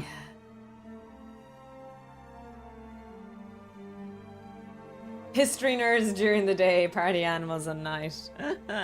I wish. I know, it was fine. It was good. It was good, and I'll have a good time at the wedding, and yeah, life is going to be good.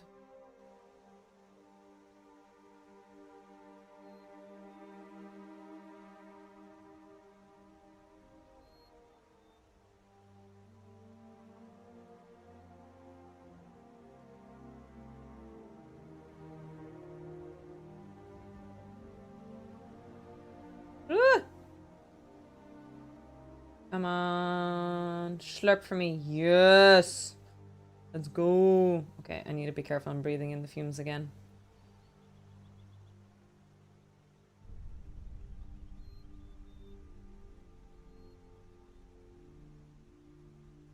Go. Ooh, Jesus. The bat. Did I close the vent? Why is it going up? Could be a bit of a draft in here that should waft it out. I'd have to open a window, chat, just because for some reason. Really my day today.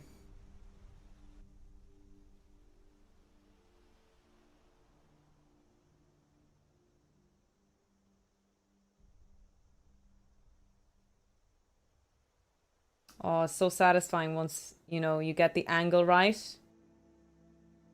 And you can just solder one piece after the other piece after the other piece quite quickly.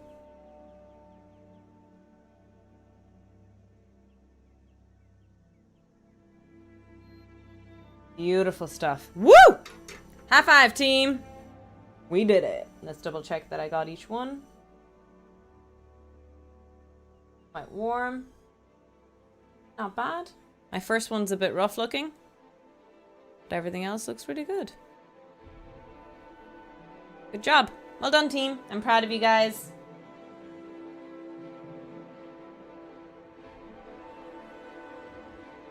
Could have done better, but... Oh, shit. I locked Nathan out. Did I? Oh, no. He got in. All good. Hi, Young at Heart. Welcome in. Welcome in.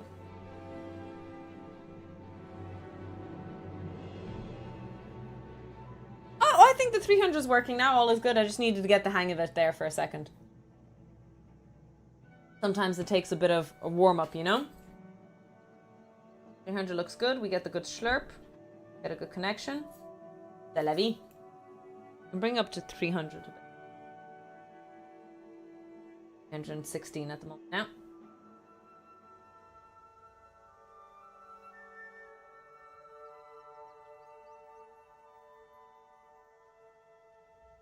After that, we'll let the nano cool. We don't need to take too much time for it to cool for sure. But after that, Artemis 2 is now at 100% liquid nitrogen loaded. Ooh, nice. Jesus, it's so many hours away. So many of my influencer friends got to go, and I'm so jelly. I really would love to know, because like some of them, you know, some of them aren't even like crazy huge creators like what do they call them? Not Stephen Fry. God damn it.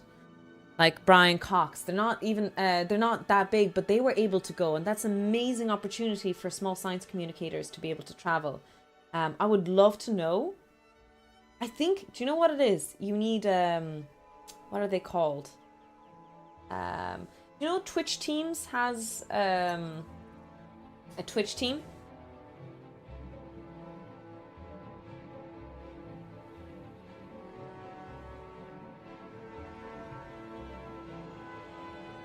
Sorry, 2 seconds.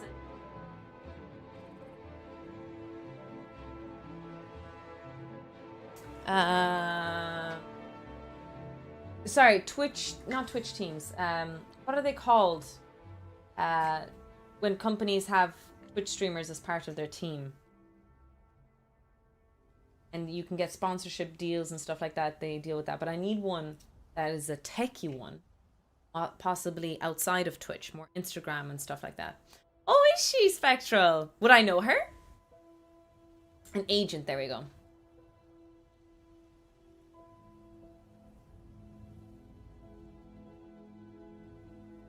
Oh, that's cool, Cynical Sorceress.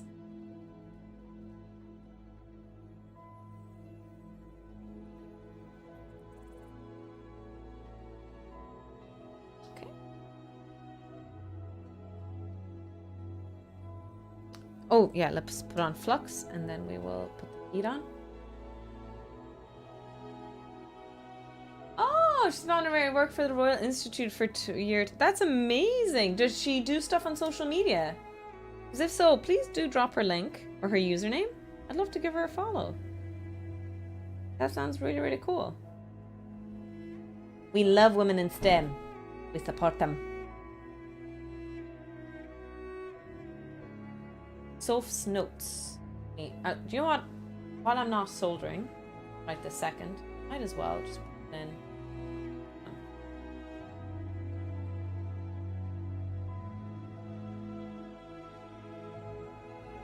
Soph's.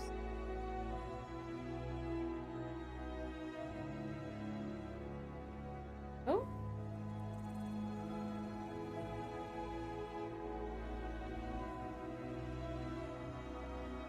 Partner, ambassador, the only ones. So no about Twitch Teams. What I mean by Twitch Teams is they're agencies. I'm trying to think of an agency right now on top of my head. Oh my god, like GG Talent Group. They're really massive. But there are smaller agencies out there, of course. And even then, let's say a massive talent agency picked me up, it wouldn't be great sponsorship because I don't think I'm not useful on Twitch to a lot of people. What I do is a lot more than just Twitch. And I need someone to just be aware of the tech and science world that can, yeah, it's hard to explain. I know it's a bit weird. Because that would save up so much time for me when it comes to sponsorships or going through my email. It would be amazing to just contact people. Or sorry, to be amazing to like to save time on it. And then they get like a cut of the deal usually. They get like whatever, 20%, 30% of the money you make for these things. For the events that you do. That's great. It's like, yeah, sure, you did all the hard work.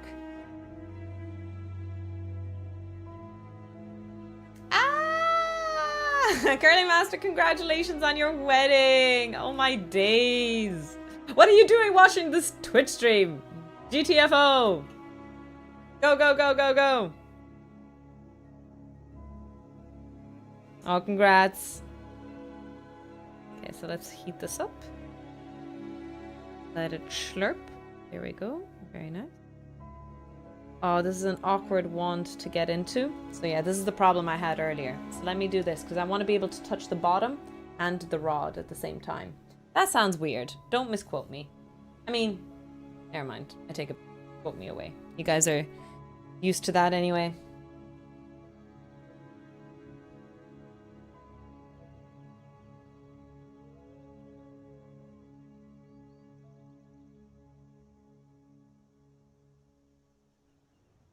Shit, I can't get my there.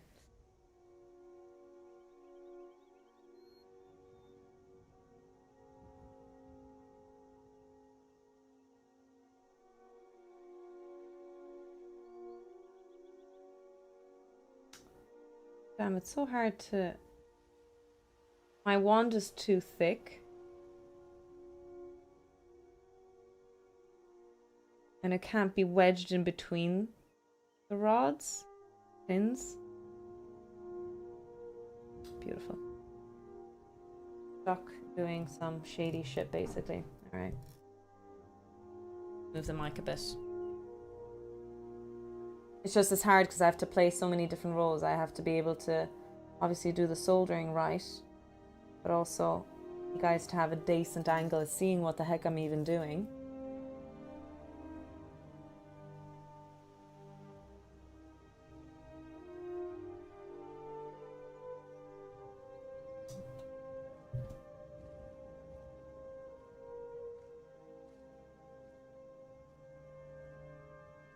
And they call it a mine. Oh, mine! Yeah, this is really hard. Sorry, let me change the angle a bit so you guys can see more and it'll be a better angle for me. Bob, 17 months, let's go! Thank you so much for the resub. Welcome in, welcome in. Hope you're keeping well. Thank you so much for the resub, I appreciate it.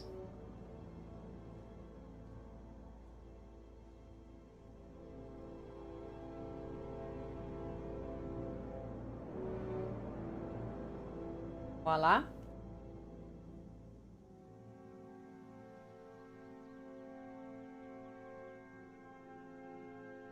Hey, not bad, not bad, not bad. Could have been worse. Could have been worse. Hi, Mord. Welcome in.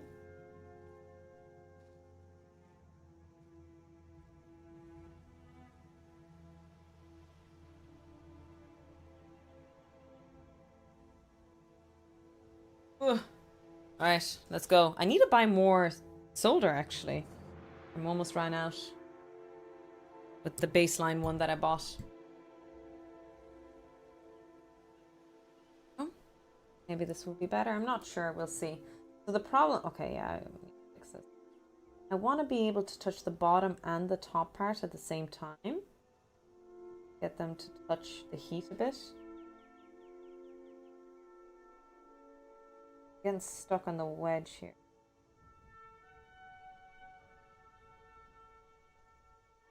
Bit of gravity assist helped out there. Let's try again.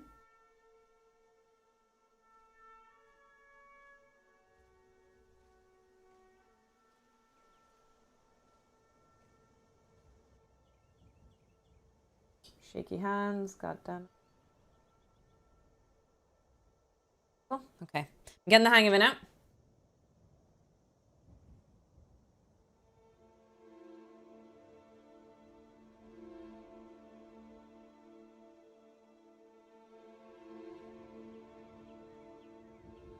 Bit of gravity really helps, actually.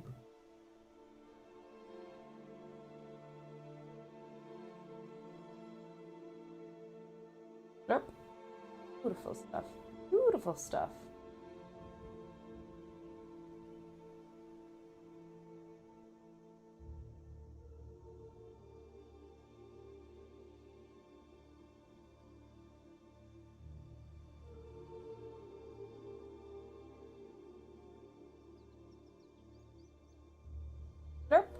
Oh, it is very satisfying. Working out a bit better.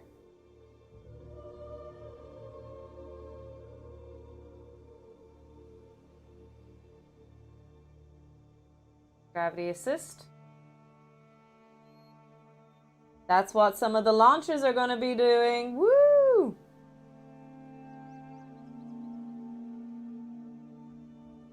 Oh, so satisfying once you get the hang of the angle and the...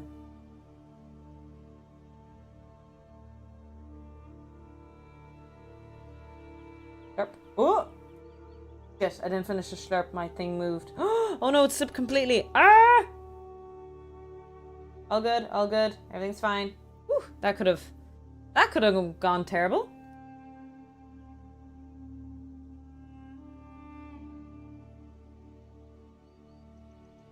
All is good, all is good. We might set a vote in a little while of what physics we want to teach after this, because what I'm going to do is I'm going to let it cool and I'm going to program it. And because I'm stuck with one LED or one nano, we can only program one aspect. So we might program the infrared or the PIR sensor. We'll have to stop there. And then, after that chat, do some physics lessons. We need to vote on what to learn today. I'm feeling pulleys, inclined planes, maybe some radioactivity. Yeah.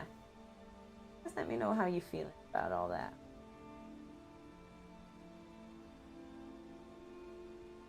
No, I'm gonna see it next week, Kip. It's gonna be my honeymoon. I want to see it anyway.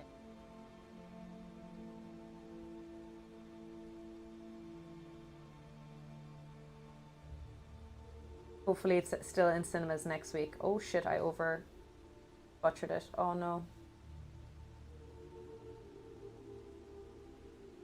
Realized just how much I fucked that up. Oh.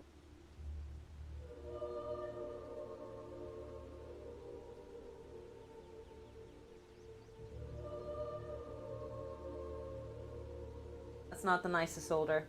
It's okay, it works. Didn't see solder I'd put on the one there. Fuck. Okay, I panicked. I thought I spat at myself, but I didn't. A panic. Okay. Body panics.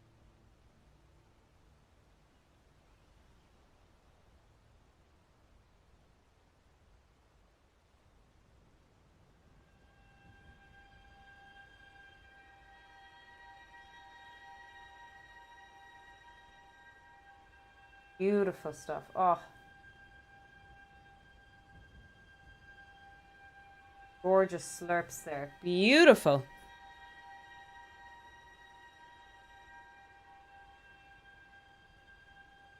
Hold the pen and not flimsy the solder. I have to start empty out a wiring pen.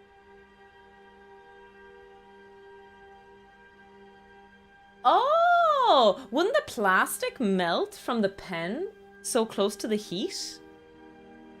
In that case, though?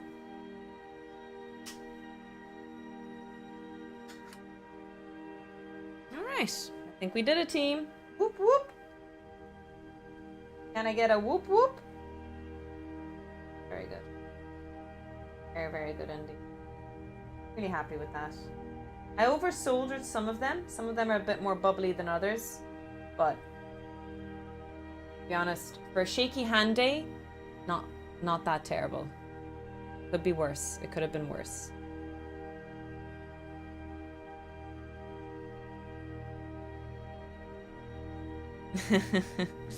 Wait a minute. Oh, I get it now.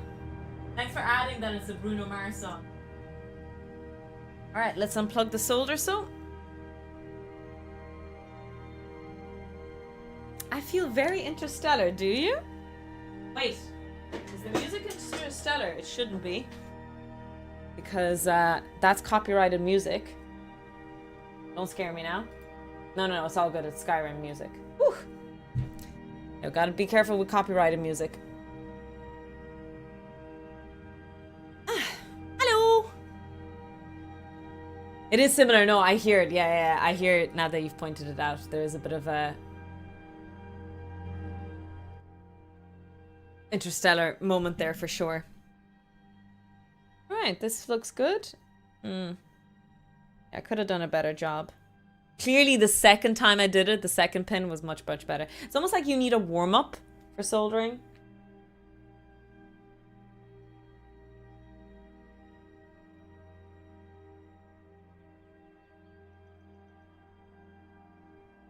Up my remaining solder.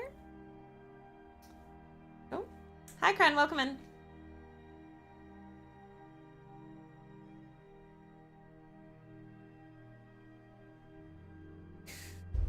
I'm so glad you received them. Yes, I'm so glad you all received them. I know it takes months for me to send them out. And I always want to say, I'm so sorry it takes so long. Next time I'll be faster. And you know what? Don't listen to me. Those lab rat passes are not coming out any faster. Thank you, Lizeth, for your prime. Really appreciate it. All right. So what we're going to do is... let's set it up. What's the worst that can happen, chat, right? Right? What could be possibly the worst thing? Shh. Okay, let me look at my setup here. Oh, feck, my power supply isn't even the correct one. So I'm going to need a breadboard. And we're going to connect everything to it.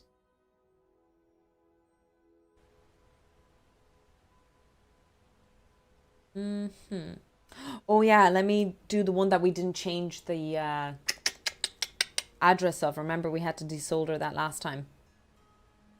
Pick that up.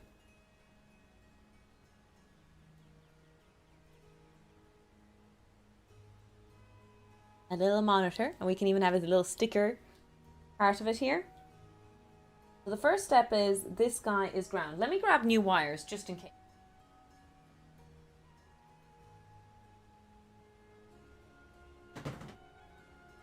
I actually will bend the camera down again, just so you guys can see it, because I don't want to leave anyone behind.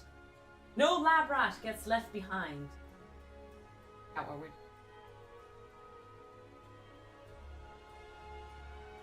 Ooh. I have my little box of wires here as well.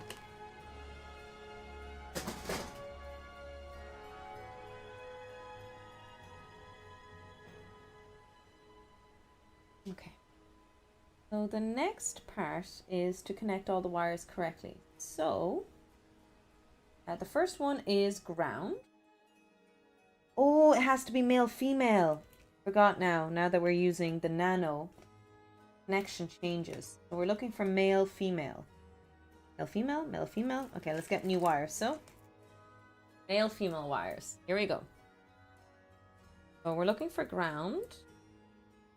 Try and keep it sort of ish color coded by connecting ground to VC where the ground is brown and the skies are blue. Sorry, I don't know why I broke out in a song. So connect this to ground. Here we go.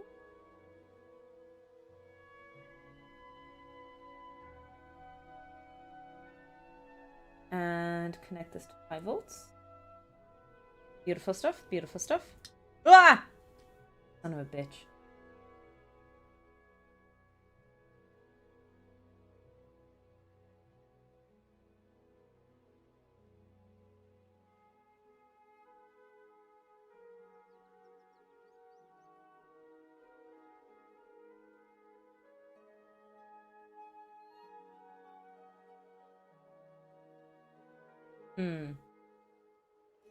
Not happy about these.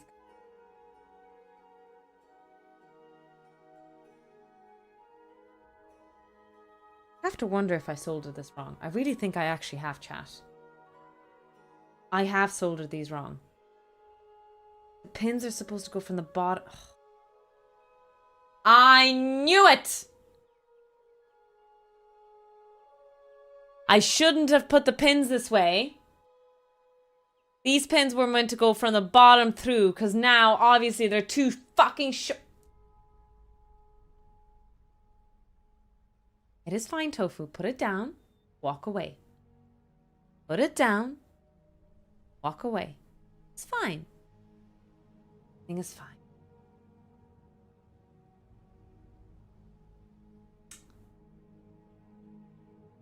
Solution. We solder the connection to them now. Ah, ha, ha.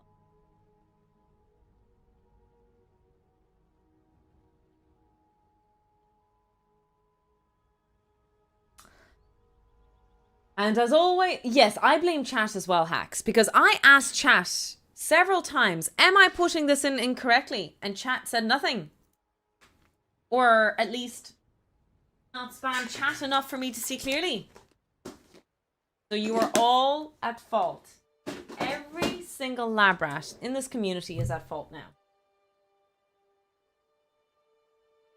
All the reduced rations that are going to happen. In my defense, I didn't know any better. I wasn't here. Don't blame me. Strangle a lab rat or two for stress. I like that one. I like that one. These are some good suggestions. Some very good suggestions, I might say. Oh my god. It's okay. There is a solution to this. We basically directly solder the wires to it. It's a hassle, so we won't do that today because I will lose my mind.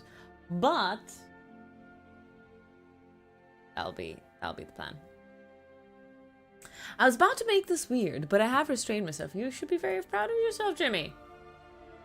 What'd I do this time? What didn't you do, Whale? What didn't you do? Let's make a poll, actually. So I'm going to put this away. Obviously, we haven't finished the project. And I do order... I have actually done the same thing in the past. I know, it's so silly. It's so I can't believe we did it.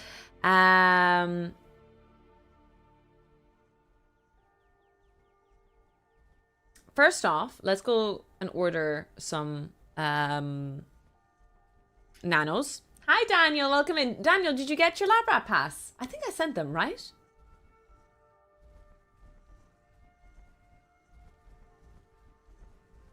No Arduinos. There we go. Back at them.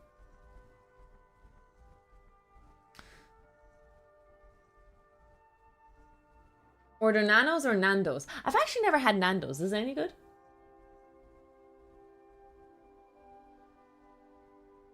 Most people order takeaway, but nanos it is. Yes, so I'm ordering nanos. Getting some nanos for myself. I love Nando's. Is it a Mexican restaurant?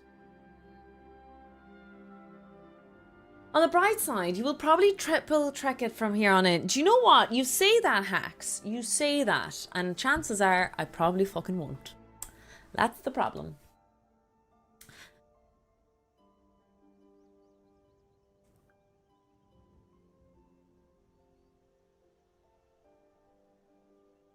It's South African that pretends to be Portuguese. Is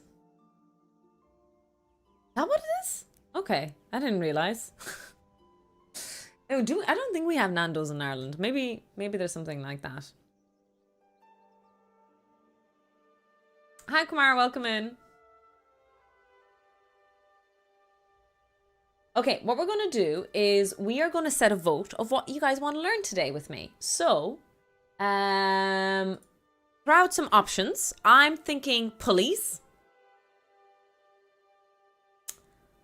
system, so classical mechanics, projectile motion, and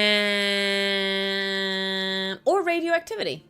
So those are the three options at the moment that I'm feeling. Maybe someone can throw out another suggestion that's really fun. Let me know. So those are the three that I'm kind of interested in, and then we'll set a vote. Yeah, if we do radiation, we can talk about radiation. We can do some fun online research. Could talk about, well, fun. I'm going to take a break from diodes and transistors, Mob Farmer, because I did so many of them. Yes, I am Nova Raptor. I'm looking forward to it. Yes. if it launches on time. If it's too late, I might go to bed and watch it first thing in the morning. Some of us have to get up early tomorrow morning and go to work. So yeah, I'll do that. I got the mat. Fair enough. All right, I don't see any other interesting suggestions, so I'm going to keep those to the vote. Now, oh, feck off with your nappy stomachs. All right, we're going to make a new poll. What should we learn today? So, the options are projectile motion, number 2, pulley systems, and last but not least, orbital mechanics. We did orbital mechanics quite recently. I'm trying to think of what have I not done in over a year. So these are roughly topics that I haven't touched for over a year at least. And last off, radioactivity. So I'll put the poll up for 5 minutes. You guys vote away. For the people on YouTube, make sure that you jump onto Twitch if you want to vote for which one you would like to do. I've been doing so much thermodynamics. My YouTube is filled with it, Nova. If you're interested in the first law, the second law, Carnot engine, compression over gas, I'm doing a whole series on YouTube at the moment on thermodynamics and on other social media. So if you're interested, please do check out my YouTubes. It would really mean a lot to me if you guys could support my science YouTube channel. Put on a video in the background or two this week. I'm so close to YouTube partner. So yes, it would be very, very helpful. Thank you so much. I will see you guys in a little bit. We'll take a quick pee break. I'll go pet Bambi. And when we come back, I'll see what the vote is. That is what we will study. Mwahaha! Have a resistor and an inductor in parallel. Your formula for resistors in parallel, R1 multiplied by R2 over R1 plus R2. Ta-da! It's the exact same thing, but in polar and rectangular form. You have to do that because it is an AC circuit. It's a bit more complex. We have the exact same problem as last time. We have a rectangular form and we can't do addition and multiplication here. This is such a simple circuit that we don't actually have to repeat our steps here. It's the exact thing I did earlier. Subbing in the values, we can multiply and divide the magnitudes as always, but make sure to subtract and add the angles accordingly. If the values are being multiplied, we add the angles. If the values are being divided, we subtract the angles. Our final answer is 37.14 ohms. Forgot my unit. At an angle of 38.2 degrees. Circuits will get more complicated, and chances are if you're a student and studying for exam, it will be a little bit harder. But the premise remains the same. If you have knowledge of phasor diagrams, potential dividers, your resistance formula, you can solve majority of circuits. Happy circuiting. Let's solve the energy crisis one potato at a time. I teach a lot of physics and electrochemistry to my students, and one of the things, even at a university level, that I try to get them to do is build a potato battery. It is really important to instinctually understand and intuitively understand a lot of aspects about batteries that, even though we can study on paper, it takes a while to build an instinct around it. A potato battery can teach you about so many concepts.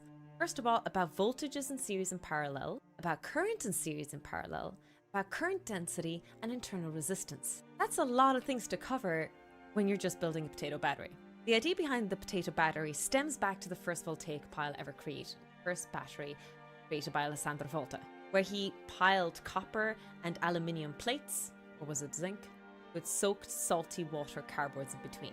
Because there is a potential difference between the zinc and the copper, when you close the circuit, electrons from one surface of the plate wish to travel to the other, and it travels through the soaked salty cardboard as the medium, as the electrolyte. Every metal has a unique electrochemical potential. So between copper and zinc, we have about a potential difference of 1.06 volts.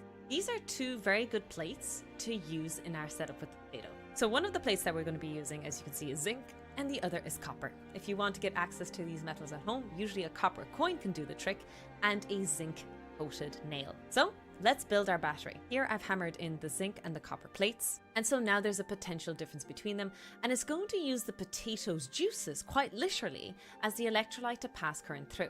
An LED requires about 1.6 to 2 volts to light up, specifically the red LED. In my past experience, it takes about 3 potatoes to actually get the LED to light up, but in this case, I was very lucky and it only required 2.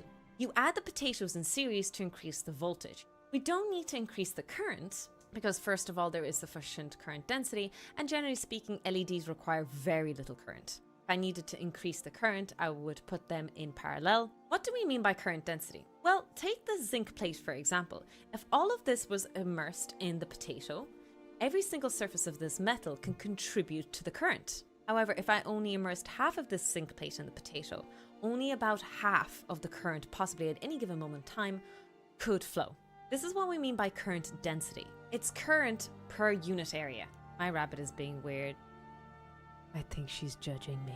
So when you put potatoes one after the other in series, you're building up the voltage. But the current is always going to be limited by your worst immersed plate. What do I mean by that? Have you ever heard of the figure of speech that your team is defined by your worst player? Well, that's exactly what happens to potatoes when they're put into series. Whatever is the smallest surface area plate that is immersed in the potato will be the current density that will be maximally achieved. It doesn't matter if you increase all the other ones.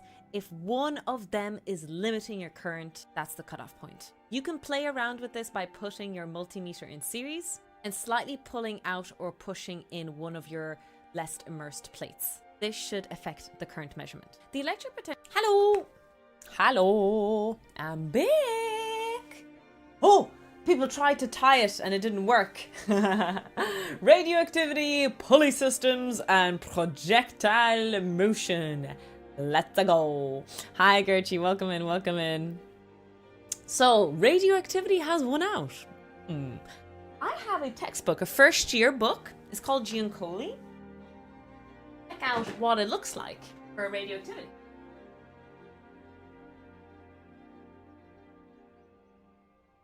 In the past, I referenced this book. I got it for free.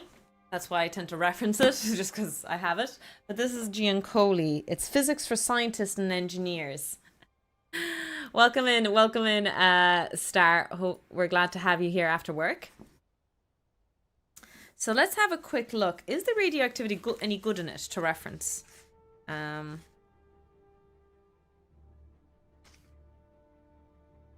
Hate the thermodynamics in it anyway.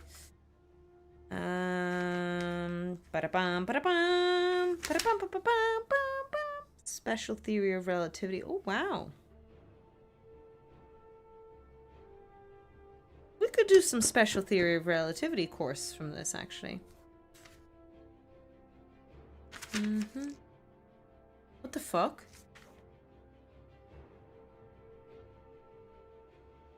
Planck's quantum hypothesis, photon theory, electron microscopes, Bohr model, de Broglie. Surely radiation should be here, no? Am I crazy?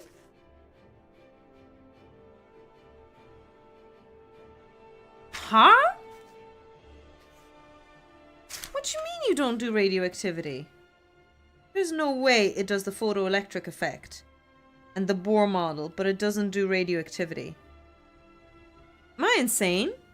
That's insane, no? Okay, let's have a quick look. 965. Someone stole a whole I feel like that. Am I crazy in thinking like radioactivity is like really basic physics and should be taught way before de Broglie? Or as we like to call him, de Bro. I'm not insane, right?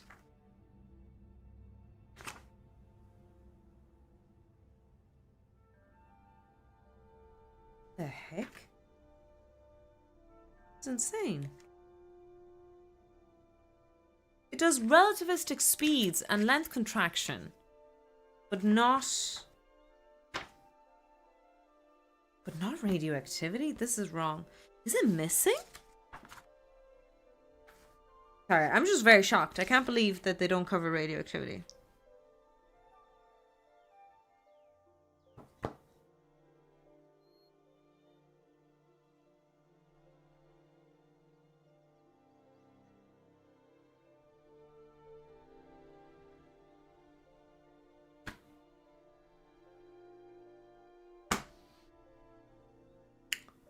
I have no words. I can't believe there's no radioactivity section, is all I can say. That's insane.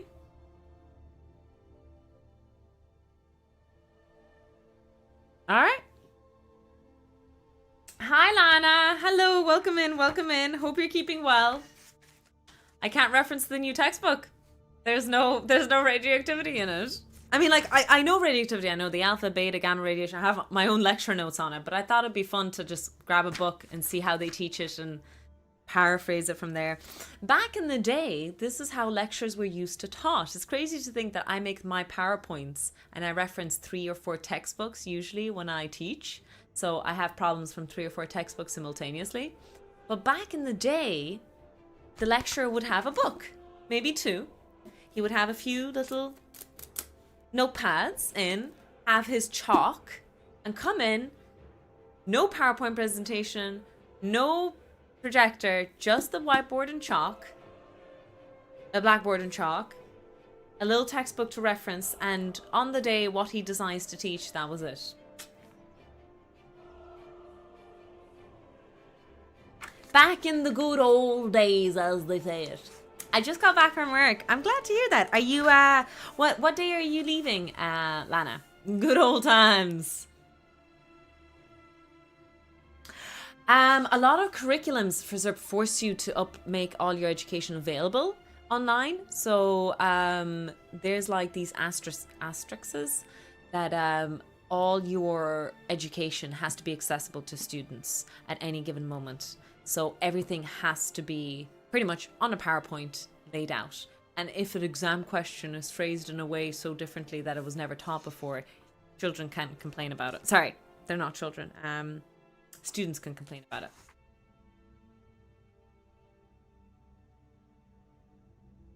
Maybe radioactivity doesn't exist anymore.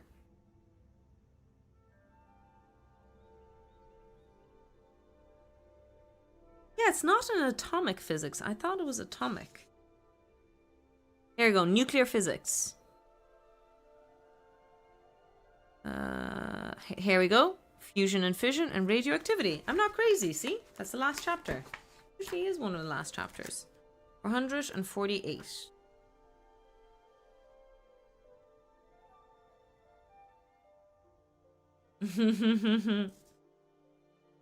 Did I hear correctly that pandas are no longer on the endangered list, or is it the opposite, that they're now been upgraded, as in like they were on the nearly extinct and now they're only endangered, or whatever terminology. Anyways, there was some good news this year. Pandas are no longer as scarily as they were going to be. Something, yeah, I'm not finishing my sentence correctly. Someone please paraphrase for me, because I'm clearly fucking this up.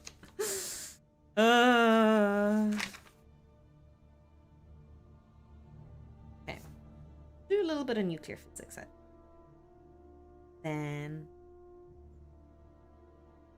yeah, nuclear physics, and then get into radioactivity.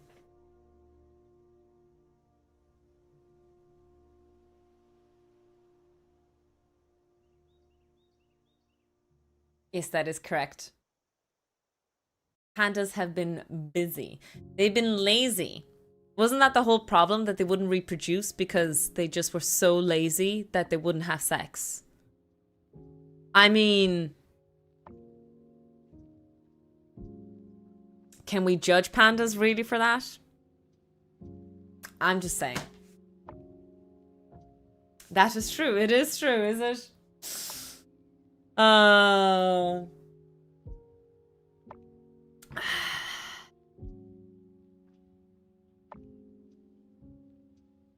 That's mad to think about.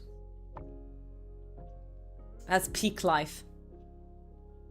Giant pandas have been gone from the endangered list to the vulnerable list. That's really, really good news. Obviously, like, vulnerable is still not a good thing, but it's still great to hear.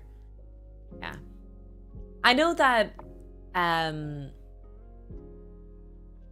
there's nothing that we can do when naturally species will go towards extinction. And I know that we would like to blame ourselves, humans, a lot, but sometimes it's even out of our role. Yeah, no, I was going to go on a little bit of a philosophical talk about what our role is on this earth. But we are a sentient species. We are intelligent. Well, some of us anyway.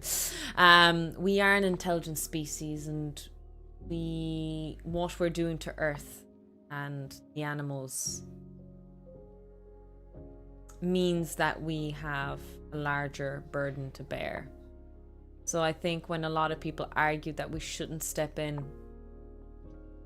when nature takes its course, might not be as black and white as people make it out to be. Yeah. That's I know this is quite argumentative, and maybe a lot of people will disagree, and that's okay. But I do think that the fact that we are such an industrial, intelligent species, we have a bigger burden to bear. We should do more, even if it's outside of the order of nature.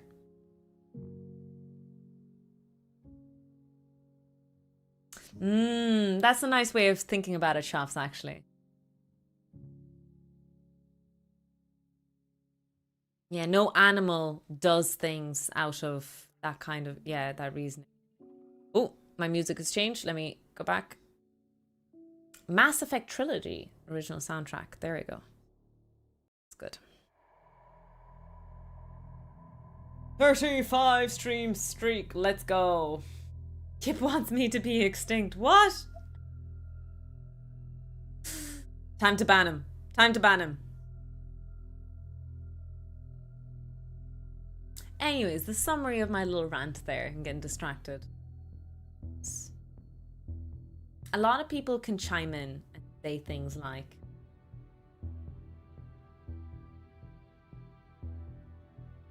whether it's climate change or whether it's animals being endangered and all of these things, and even if science does support it, that we didn't affect it directly, I do think that there is a bit of a important role that we play. Some people say that we're caretakers of the earth. That's a bit more poetic, maybe not necessarily scientific in nature, but I do agree with the sentiment for sure.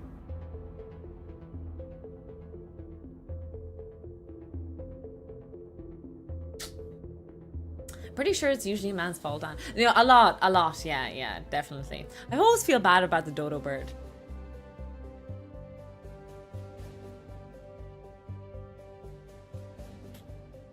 It's actually kind of interesting to think about entropy, actually, in that sense, that, you know, the universe does tend, the entropy is increasing, and a lot of people, patients and so on and so forth, will argue that, you know, that law disobeys. I'm not going to go into it. It doesn't. Just FYI, nothing in the laws of thermodynamics disobeys a lot of these things. But what's really interesting is that experimentally was shown that even in pockets or little statistical situations where entropy doesn't increase,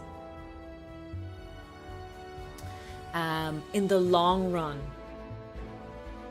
the slope is steeper, so it leads to more chaos in future. So little formations, little ordered structures, our solar system, then our Earth, then life on Earth, and all of these little things. The more ordered that becomes, the more in the long run it becomes chaotic. So it's kind of crazy to think that our sheer existence is going to add more disorder in future in the universe. I mean, maybe that's not that crazy, but it's kind of an interesting concept to think about. I don't know why I'm clapping my hands like I'm excited about the fact that humans are going to destroy the universe.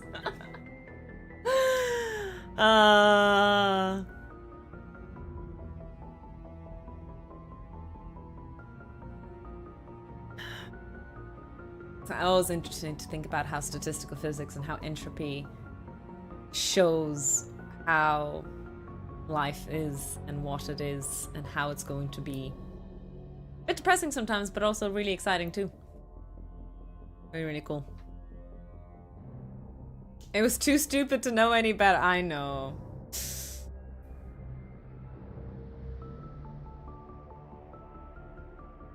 Have you played Mass Effect? Yes, I have, Pri. It was really, really good. It was one of my first ever games to play as a variety streamer. Yay, we're all gonna die. It's not even that we're all gonna die. We're actually leading to worse, that's terrible, situation in the world.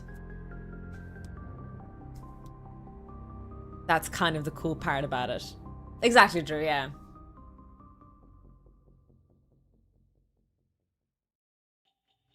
Have you played Night? Perhaps for Zerp. Wouldn't be telling you. Alright. God, I haven't studied this in ages. I don't teach this much in first year physics. But this might be fun, yeah. We're gonna do a little bit about binding energy. We're gonna do a little bit about fission and fusion. Which we actually covered a little while on the front page. Then we're gonna talk about radioactivity.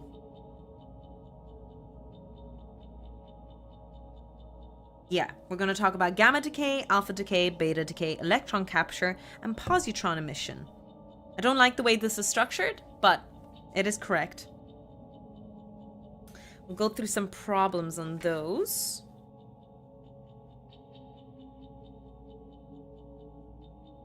No, I definitely referenced a text. I definitely have a textbook on radioactivity because I remember doing this last year with you guys. I'm just going to check upstairs. I think I have a better book because I want to talk about beta decay. Beta decay is fun, but I really need a better book. Yes, yes. Hi, Hawk. Welcome in. Let me just grab a book. I think I know.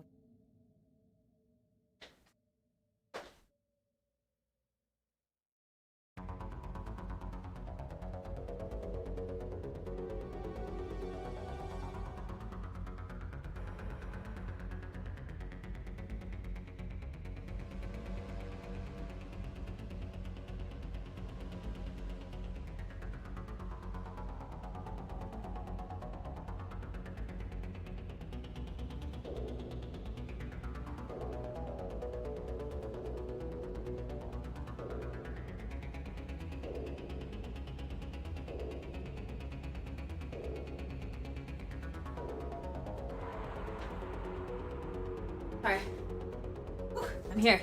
I ended up bringing 4 books, so I'm going to check all of them. So I have Modern Physics by Ronald Gautreaux and William Savin. I think this is the book I referenced. Let me find it here. Pauli exclusion principle, Bohr model, X-rays, Stern-Gerlach experiment. Oh, that might be fun. That's the spin one, if I remember. Is that the spin one?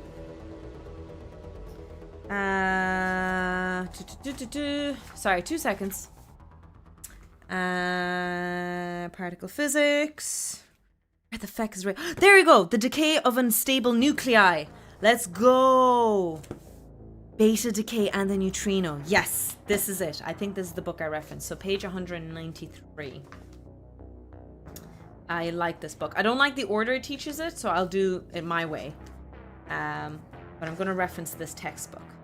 The decay of unstable nuclei.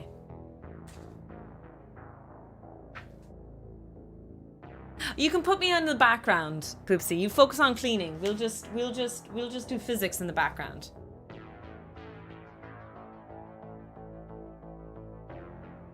Yes. Okay, yes, I like this one. So I'll text this. I'll just check Quantum Mechanics by Yov Peleg.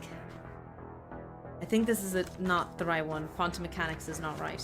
Yeah, no, it's not. It's not going to be in this. Schrodinger wave equation. Oscillators. Yeah, no, this is the wrong book. College Physics. Nicholas Giordano. This is the one I had when I was a student. So this is really old. This is what, 2000? No idea. Printed in the United States of America. 1048. Hi, Buns. You want to come say hello to chat? Here we go. We have nuclear physics. Oh, this is nice. This is a bit more beginnery. Okay, I'll keep it here. This is actually a nice textbook. I'll put a little PCB bookmark here. This is not too bad either. Modern Physics by Frank J. Okay, no, I'm Russian. I can say this. Frank J. Blett. I'm sorry, I had to, okay? Anyways, stability of the binding energy in nuclear. This is a bit more advanced. Page 351.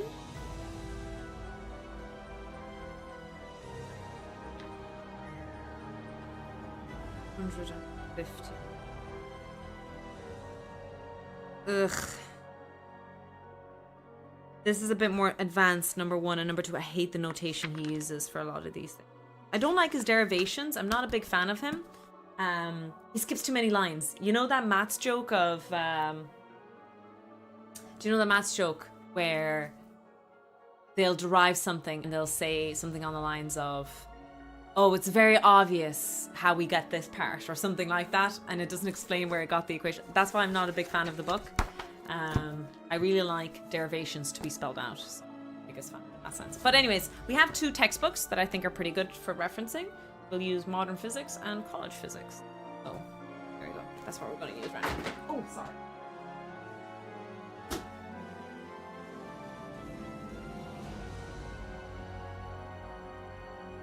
Happy just ran down and ran away again. So let's clean up a little bit so we have more space to work with.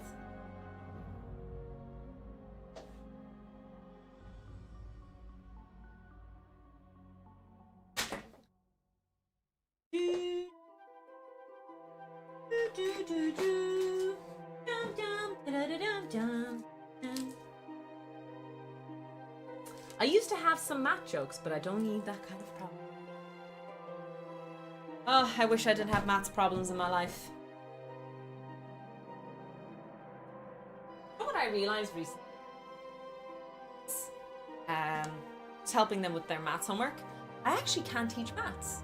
You would think as a physicist and a pretty good teacher, just to compliment myself, that I'd be good at teaching maths, but I'm actually pretty bad at it. Maybe it's just me because of who I am, but there were moments where I was kind of like, I actually don't know why we do that. I know that that's the rule in calculus, but I'm not sure I know why. Does that make sense? I was kind of stuck a little bit. Maybe again, it's just my teaching style of, obviously I teach physics and I always explain the whys and things, but I don't have the ability to do that in maths.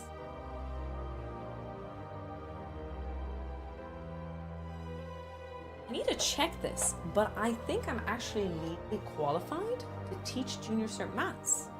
I think I might be. Kind of interesting. I know I have a qualification to teach science, physics, and chemistry at a Leaving Cert level, so college level. But I might actually be legally allowed to teach junior cert maths as well. I think I have the qualifications for it.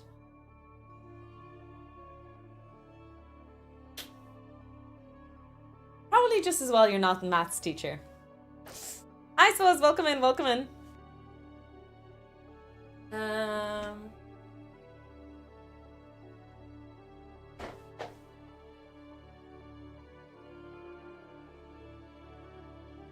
See more of it that way.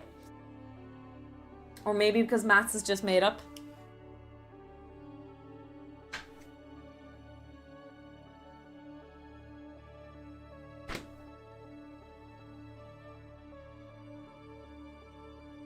Want to be an old school lecturer? I didn't look at my notes. I brought a book to class. I'm going to read a few fun sentences. And then when I see a problem, I'm just going to solve it on the board without any solution prepared, because why not?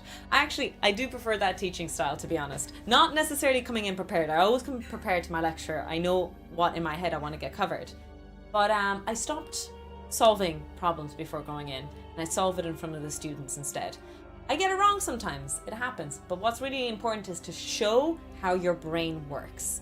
When you have a solution prepared, you don't show how you solved it live, does that make sense? But sometimes you solve those things in the moment, and then you teach them like, I know I'm right because if we follow the Pythagoras' theorem, the hypotenuse is supposed to be the larger vector. Or, you know, this makes sense because the capacitance is clearly the larger part of the reactance of the impedance of the circuit. That's why our angle is minus. You know, all these little things that you end up doing when you check your maths. Most of us won't know enough to tell if it's wrong and wouldn't know to validate the answer. Anyway, you're safe. I did have students not correct me. I couldn't believe it. I went on to teach a whole class that hecto meant to the power of 10. So as in like 10 hecto was 100. But hecto means 100. So it would be to multiply by 100, not to multiply by 10. Anyways, I ended up teaching a whole class and not a single student corrected me. Anyways, where's my... Oh, there it is.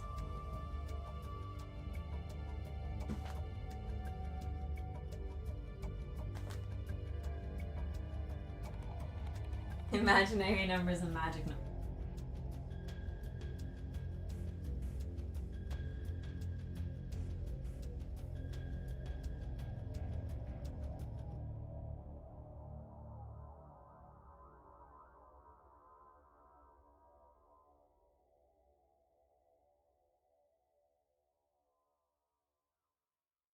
Let me know if the music is too distracting.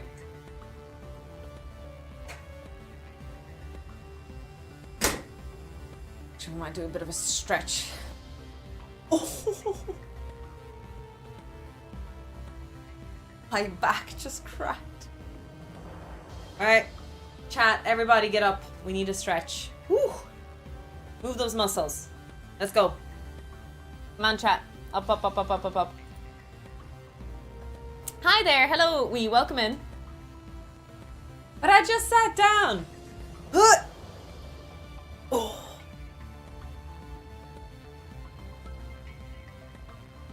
Oh God, my back.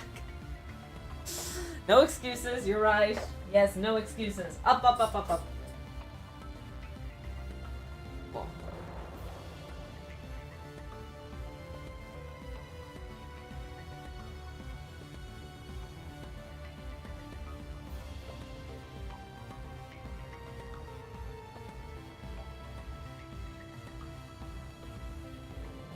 Oh. Alright, nice and clean board. Excellent stuff. So while it's drying, we'll do a bit of an introduction there.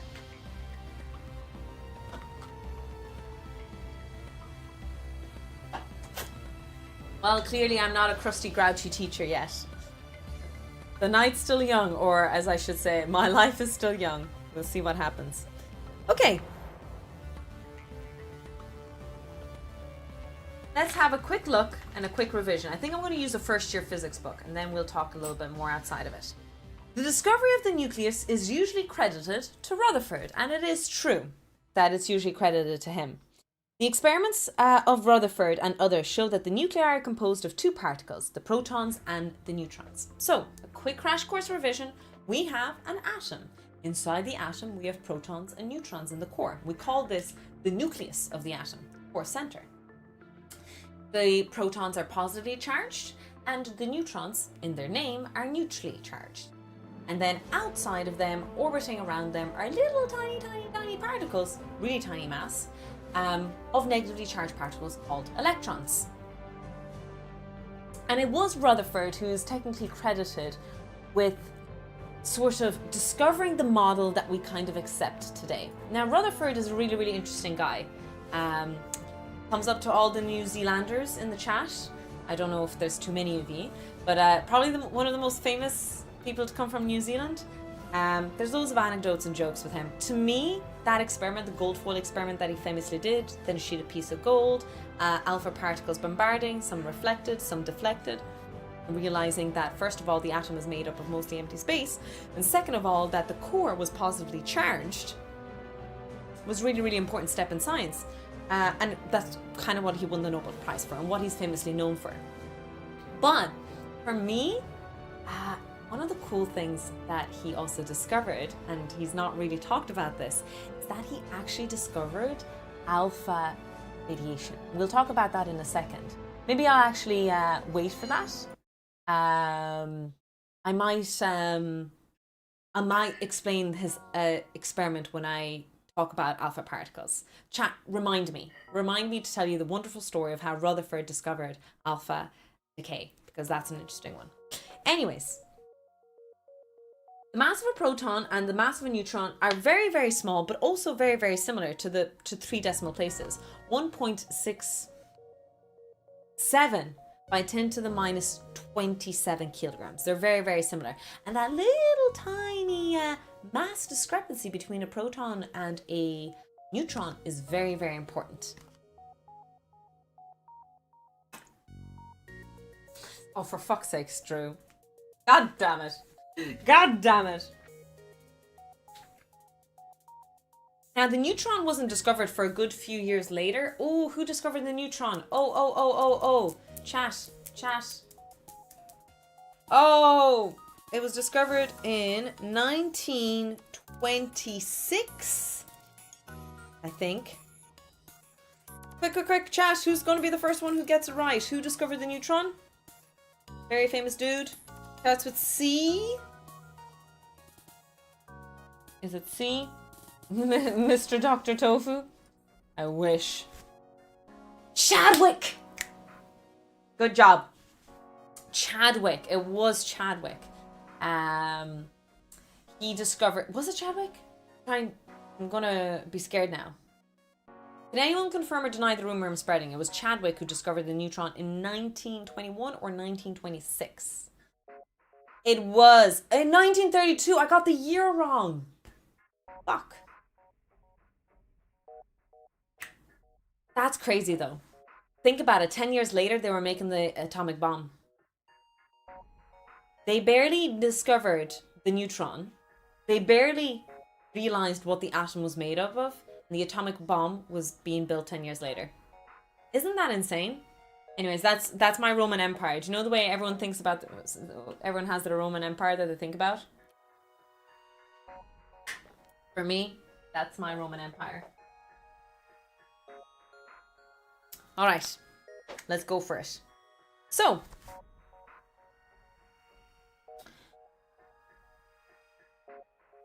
she immediately got the year wrong. I hate science quizzes because of that. Because if you go to a pub quiz and it'll be the science section, and I'm like, oh, everyone's like, oh, Marsha's going to do so well. She's going to get all the highest results. And then the quiz is like, what year did Galileo discover the moons?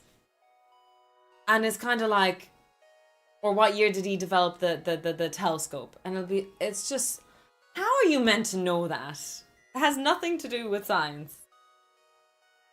No, not many IRL people call me Tofu. Although 1 or 2 students let it slip. Clearly they might be lurking amongst us here, some of my students.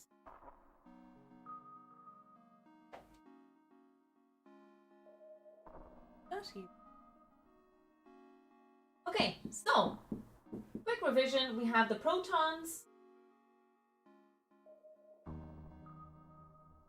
we have the neutrons, and we have the electrons orbiting around.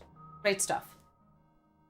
And the weight of the atom is usually calculated by adding the sum of the protons and the neutrons. The neutrons are there to allow for the atom to be basically structurally sound. Think about it. You remember your electrostatics. If 2 positively charged particles are really, really close together, they repulse each other. So these guys are very, very repulsive. The neutrons create space. They break up that electrostatic force and allow for the strong nuclear force to exist. Now, the number of neutrons in a nucleus is usually denoted by the symbol N, and the value of N for a particular element can vary. For example, helium can have 1N, 2N, or 4N. The other values are also possible, although some more likely than not. Now, all of this information is displayed when we list an element, X. This could be any element you are interested in studying. And we will have two symbols for it. We have A and we have Z. A stands for the mass number.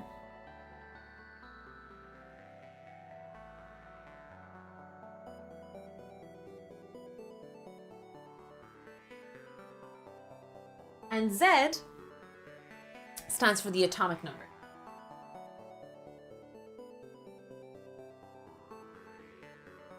We have an element, let's say helium. Sorry, I do have the light kind of blinking every now and then. And the atomic number, it describes, well, shocker, what atom it is, what element it is. So if the atomic number says that it is 2, I was trying to think, what's the atomic number for helium? If it says it's 2, that means there's 2 protons in the center of the nucleus. And it defines that the element is then a helium, without even needing really the symbol for it. Yes, you're absolutely right, Mob Farber. There are heavy atoms because of that. It takes a lot of time. I'm terrible at remembering those things as well, Anor.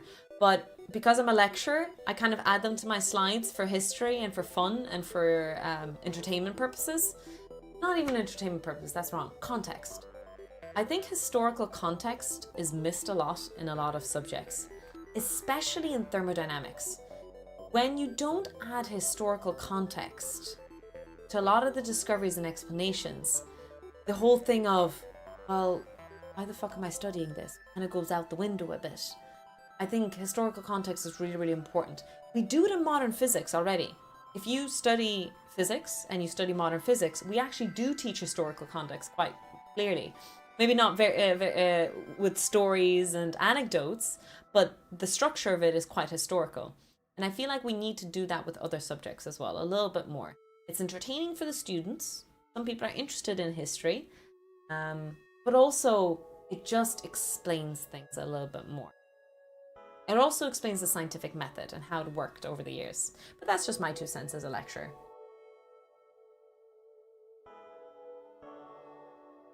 Exactly, Ember. That's a really good point. No, you're absolutely right. No, P. Those are called isotopes. So, the mass number describes how many protons and how many neutrons it has. So let's take a helium atom. And it has, the element number is 2, so the atomic number is 2. And the mass number is 4. The mass number describes how many protons and how many neutrons it has at the same time. So, quick maths, 4 minus 2 means that there's 2 neutrons in the center of the atom. Not bad. However, an isotope is something that is the same exact element, but it has a different amount of neutrons in it. It's not this different element. The element is the same. It's still helium, but it's a different isotope. So the amount of neutrons in it. The most famous ones that we tend to know, and when we teach this, is uranium-235 and uranium-238. One is more stable than the other. One is used in other things over the other. And even though the element is the same, this number is the same.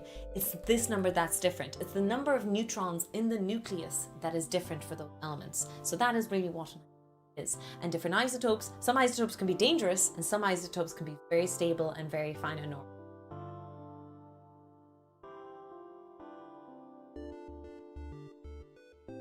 Wouldn't you need a deeper study of the individual or time to know what the context is?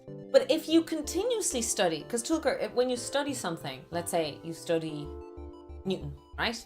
And you invest a little bit of time in Newton's story, one of the next sections you're going to cover is Boyle. Another section that you're going to cover is Hooke. And they can interchange and interact with one another, and you can explain the stories and their connections and the timelines that they're in.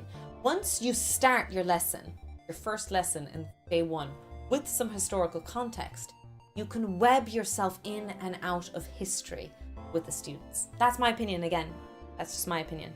Bear in mind, I'm not a qualified lecturer of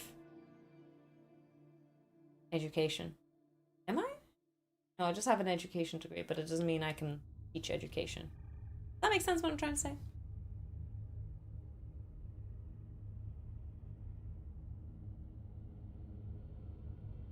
You can. It's very hard to do, but you can. And you can split atoms too. That's hopefully what we're going to do now. Not in this room right now, but theoretically speaking.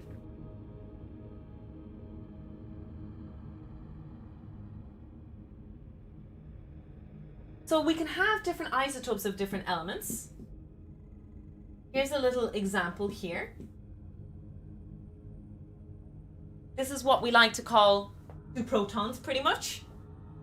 Helium particle with no neutrons, helium particle with 2 neutrons, and helium particle with 4 neutrons. Your mental mass there. Okay.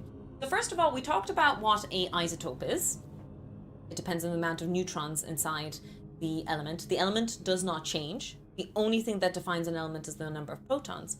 And the last terminology that I want to cover is an ion. An ion depends on the amount of electrons that are orbiting it. So in the case of a helium atom, if there was 2 electrons orbiting, 2 negatively charged particles, and then you have the 2 protons in the center, they neutralize each other, not necessarily actually cancelling each other out, but it's a neutral atom. 2 protons, 2 positively charged protons, 2 negatively charged neutrons. It is a neutral atom. However, what if I lobbed off those 2 neutrons? It would still be helium, 2, 4, but we would leave a little symbol beside it. Sometimes you would leave a little symbol of 2 plus. That means it has a net charge, positive charge, of 2 protons because it doesn't have those 2 electrons to cancel out those 2 protons. So you can sometimes gain electrons. So sometimes you have a negative charge there as well. So, I'm sorry, what sound did they make? Did I make a funny sound for how the electrons get pewed off the atom? James, welcome in, welcome in. So those are terminologies that you need to revise. Element, isotope, protons, electrons, neutrons, and ions. There we go. We don't tend to deal with too many ions in physics, very rarely. That's usually a realm of chemistry. But it is something that we can cover sometimes for sure.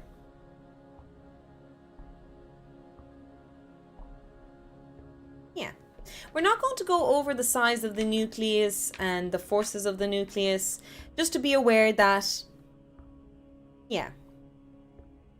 To make a nucleus stable, there needs to be a larger force, what physicists like to call the strong force, or sometimes it's called the strong nuclear force, at work in the nucleus that is capable of producing an enormous attractive force between nucleons. Nucleons is a term for protons and neutrons that are found in the nucleus of the atom. The strong force has a very large and approximately constant magnitude when the 2 nucleons are 1 femtometer, FM, apart, but it is negligible when they're separated any further. So the strong nuclear force is super powerful, super strong, but only if they're like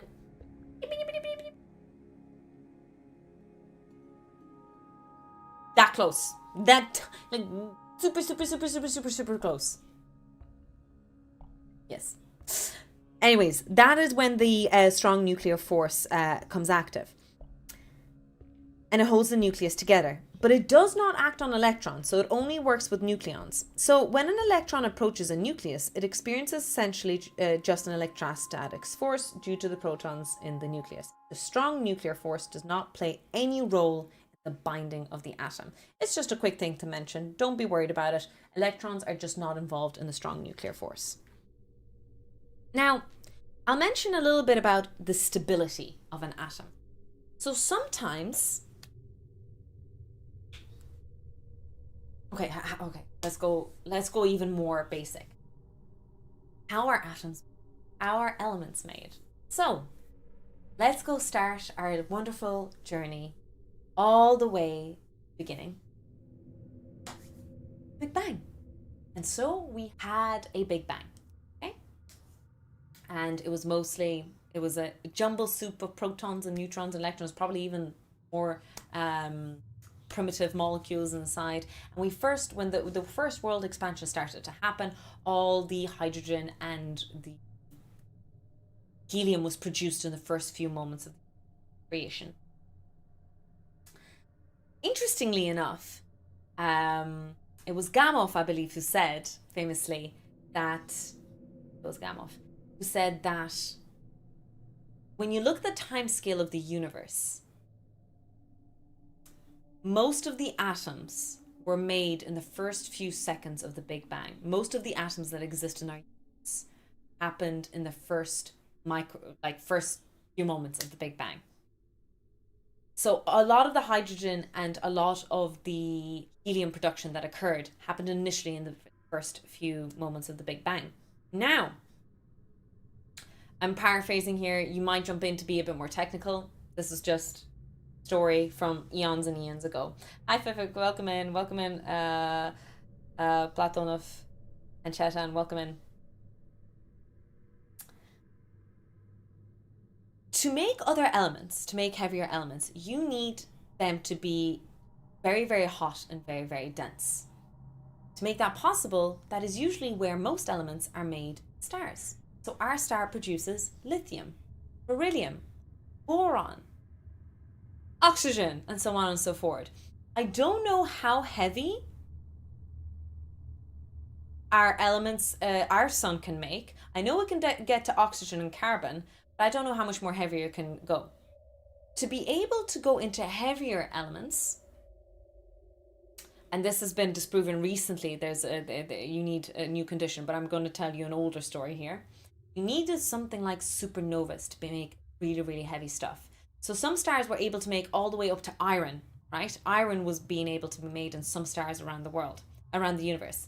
But to make some of the heavier stuff, the ones that we're going to cover in radioactive stuff like radium, uranium, all of those elements, you needed something a little bit more scary. And that is a supernova. In a supernova, when a star collapses and it explodes in a brilliant light, it releases new elements. Elements are the elements that we have here on Earth. So do you know the anecdote in this? And so when you have metals inside of you, so a lot of us, I take zinc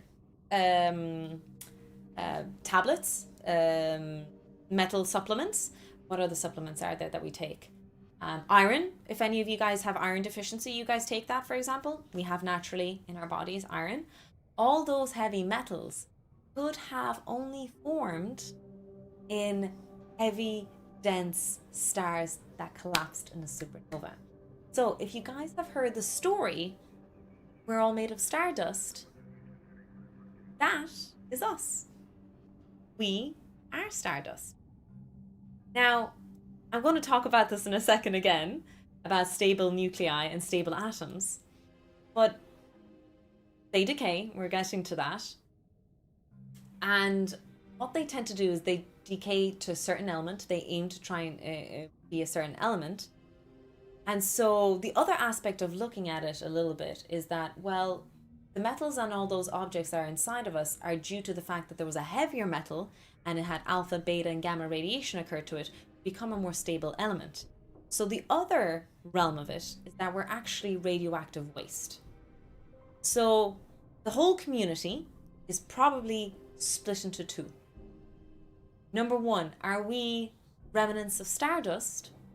Or number two, are we radioactive waste? So it's kind of like a glass half full, glass half empty analogy. Choose what you will from that. That is up to your own. Hi Rex, welcome in.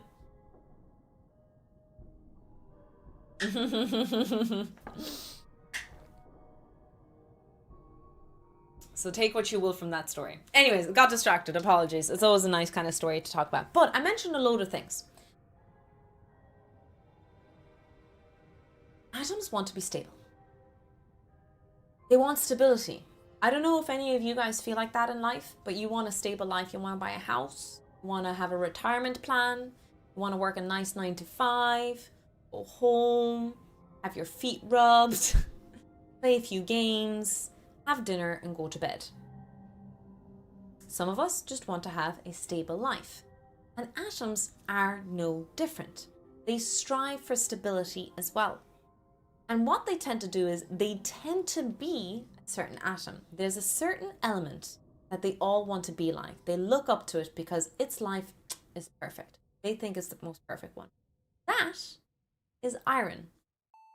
Iron is the element that has a lovely little peak in its stability. If you look at the classical stability of the elements graph.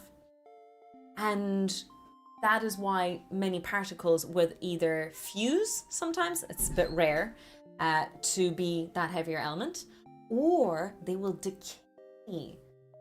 They will fall apart a little bit to become that atom.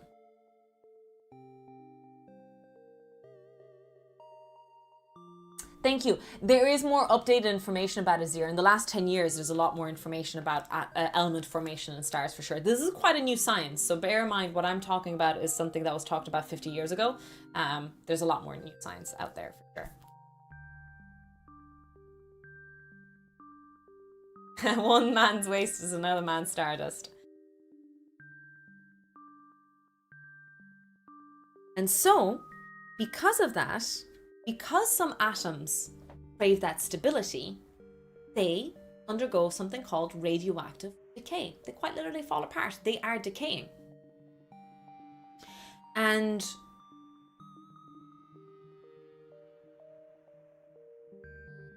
yeah, we'll just cover all of the decays that they occur. I was just trying to think, can I add more stuff? I suppose the term spontaneously is kind of to mention. Because we can split atoms on purpose, that's something that we do, but that's forcing it. But elements, there are certain elements, and like mentioned, there are certain isotopes who decay naturally, decay spontaneously. Meaning that if you leave it there, don't know whether that one particle would have decayed or not.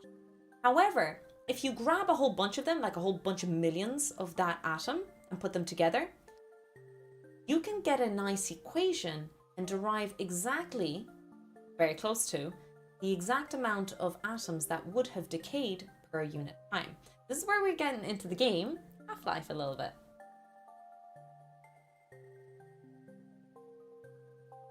Aren't there some isotopes?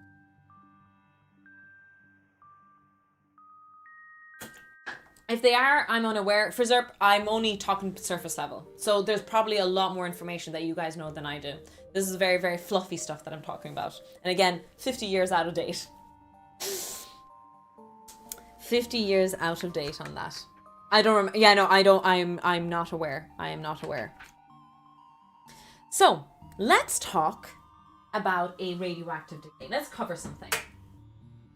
We're going to talk about the alpha particle. So, chat, where have you heard the term alpha and beta? Okay, if you're going to mention the manosphere, I'm going to get ahead of you. I really like this analogy a little bit. If people are into the Red Pill podcasts and the sexist men with mics world, a lot of them tend to use the terminology alpha via the alpha wolf, and of course that isn't, you know, that has been disproven over time again. But a really cool or interesting commentary is that an alpha particle is extremely toxic. If an alpha particle gets into your body, it absolutely will destroy you. It is a very bad particle to have in your system. So take what you will from that piece of information, ladies and gentlemen and everything in between in the chat. That, yeah. Just take that with a grain of salt. Also, that is why atomic mass has multiple numbers after the decimal point, as is based on the average weight based on a percentage of naturally occur. Yes, there we go. That's correct. So if you look at the weight in the periodic table, their weights are all over the place.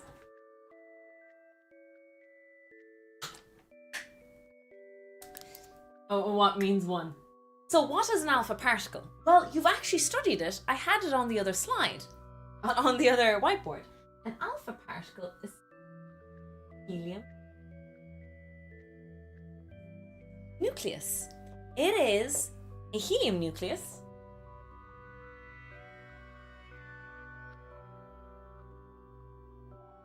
with a positive 2 charge. It means that it has no electrons. So an alpha particle is simply the core part of a helium particle with 2 protons on it and 2 neutrons, and it is positively charged. So this is what makes the alpha particle quite dangerous if we do get it in our bodies, is that it gets in there, it's quite a big particle, it doesn't get out, it stays in your system, and it bombards all your molecules inside your body. Think about it, it's positively charged. What is it going to do? It's going to fuck up other things.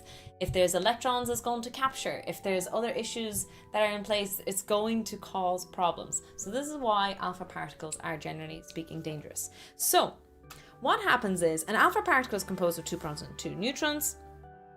And so sometimes you'll note it like this. Most people don't have the positive 2, they just say helium-4 because again, we physicists don't really deal with ions most of the time. We don't really care about the charge, that's really a chemistry problem, not a physics problem.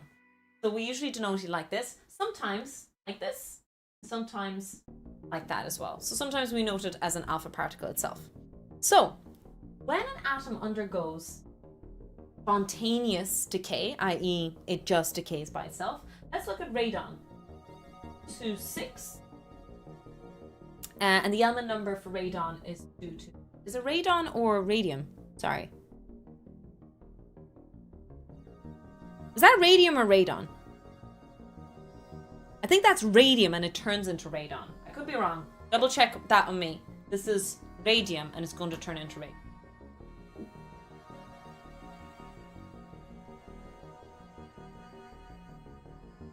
That sneeze. Oh God.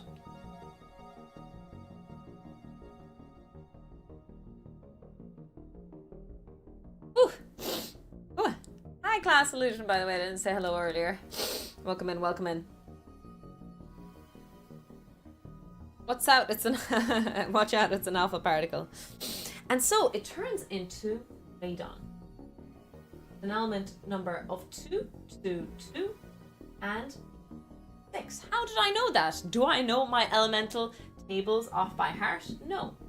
If I know that a radon particle changes into radon via alpha decay, I can do some quick maths. It becomes radon because 88 minus 2 is 86, and 226 minus 4 is 222. So what's fantastic about this is not only do I know what element it turns into, I also know the exact isotope that it turns into. So if an element undergoes radioactive decay, specifically alpha decay, we can predict exactly the molecule that it will become using this method. Now in the process it also releases energy, just to be mindful of that. We tend to call these decay products. There's a few interesting words that we tend to use. This guy is called the parent.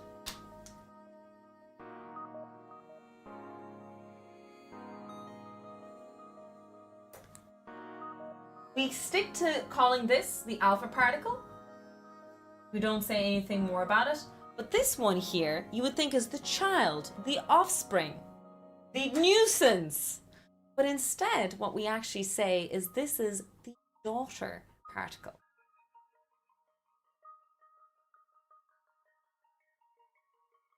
Tend to use feminine decay language for all of these. Don't know the origin story as to why, but that's what we tend to do that. We tend to have daughter, granddaughter, but the parents are never called grandmothers. They're just called parents. So that's kind of a bit of an odd thing, but yeah. Take care of yourself, Jimmy. FTL, oh God, FTL is so much fun. Maybe I should play that actually. End the stream with a bit of FTL. And they get everywhere. And they make up everything as well. Goddamn Adams. So the parent, daughter, and alpha particle. Hi Rogue Jelly, welcome in, welcome in. Hope you're keeping well. The other decay product is the alpha particle. Is there anything interesting? You can view this reaction as simply ejecting 2 protons and 2 neutrons from the original radium nucleus. In his scattering experiments, Rutherford obtained his alpha particles from the alpha decay, such as polonium 21484. Here we go. This is where chat, I told you to remind me to tell you about the Rutherford story. Okay. We'll tell the Rutherford story and then we'll go for a quick break. So get comfortable. Story time. I love when scientists cross over. A very famous person in radioactivity, and the name that I think we all click to immediately when we talk about radiation, is Maria Sklodowska-Curie, right? We think about her all the time, in this case, Madame Curie, as we shorthand. She obviously discovered radium and polonium, named after her homeland, Poland. And she did isolate polonium, which was a huge step forward in science. But there was clearly some decay occurring. They knew radioactivity existed. They knew something was happening. Didn't quite know what it was, though. There was a lot of questions. So Rutherford was like, yo, I need to understand this. I'm really, really interested to understand what is it decaying into? What is being released from all these radioactive particles that we're finding? So he buzzes up his best friend, Madame Curie, and asks her, could you send me some of your polonium? Now, this shit is expensive, number one. And number two, it's really, really hard to isolate. So, but she sends it. So she sends him over some polonium. And what does he do? Well, this is where I think Rutherford is an amazing genius. How he comes up with these experiments is fantastic. He gets this polonium and he does a glass blowing technique of entrapping it inside a very, very, very, very thin glass. So just beautifully thin glass. Okay, so he encapsulates it. And then outside on that, he puts another glass. So it's a glass within a glass, a little ball chamber like that inside. He designs two little probes, electronic probes, that can be stuck through the outside part of the glass inside the middle. Let me draw a little bit of a schematic here.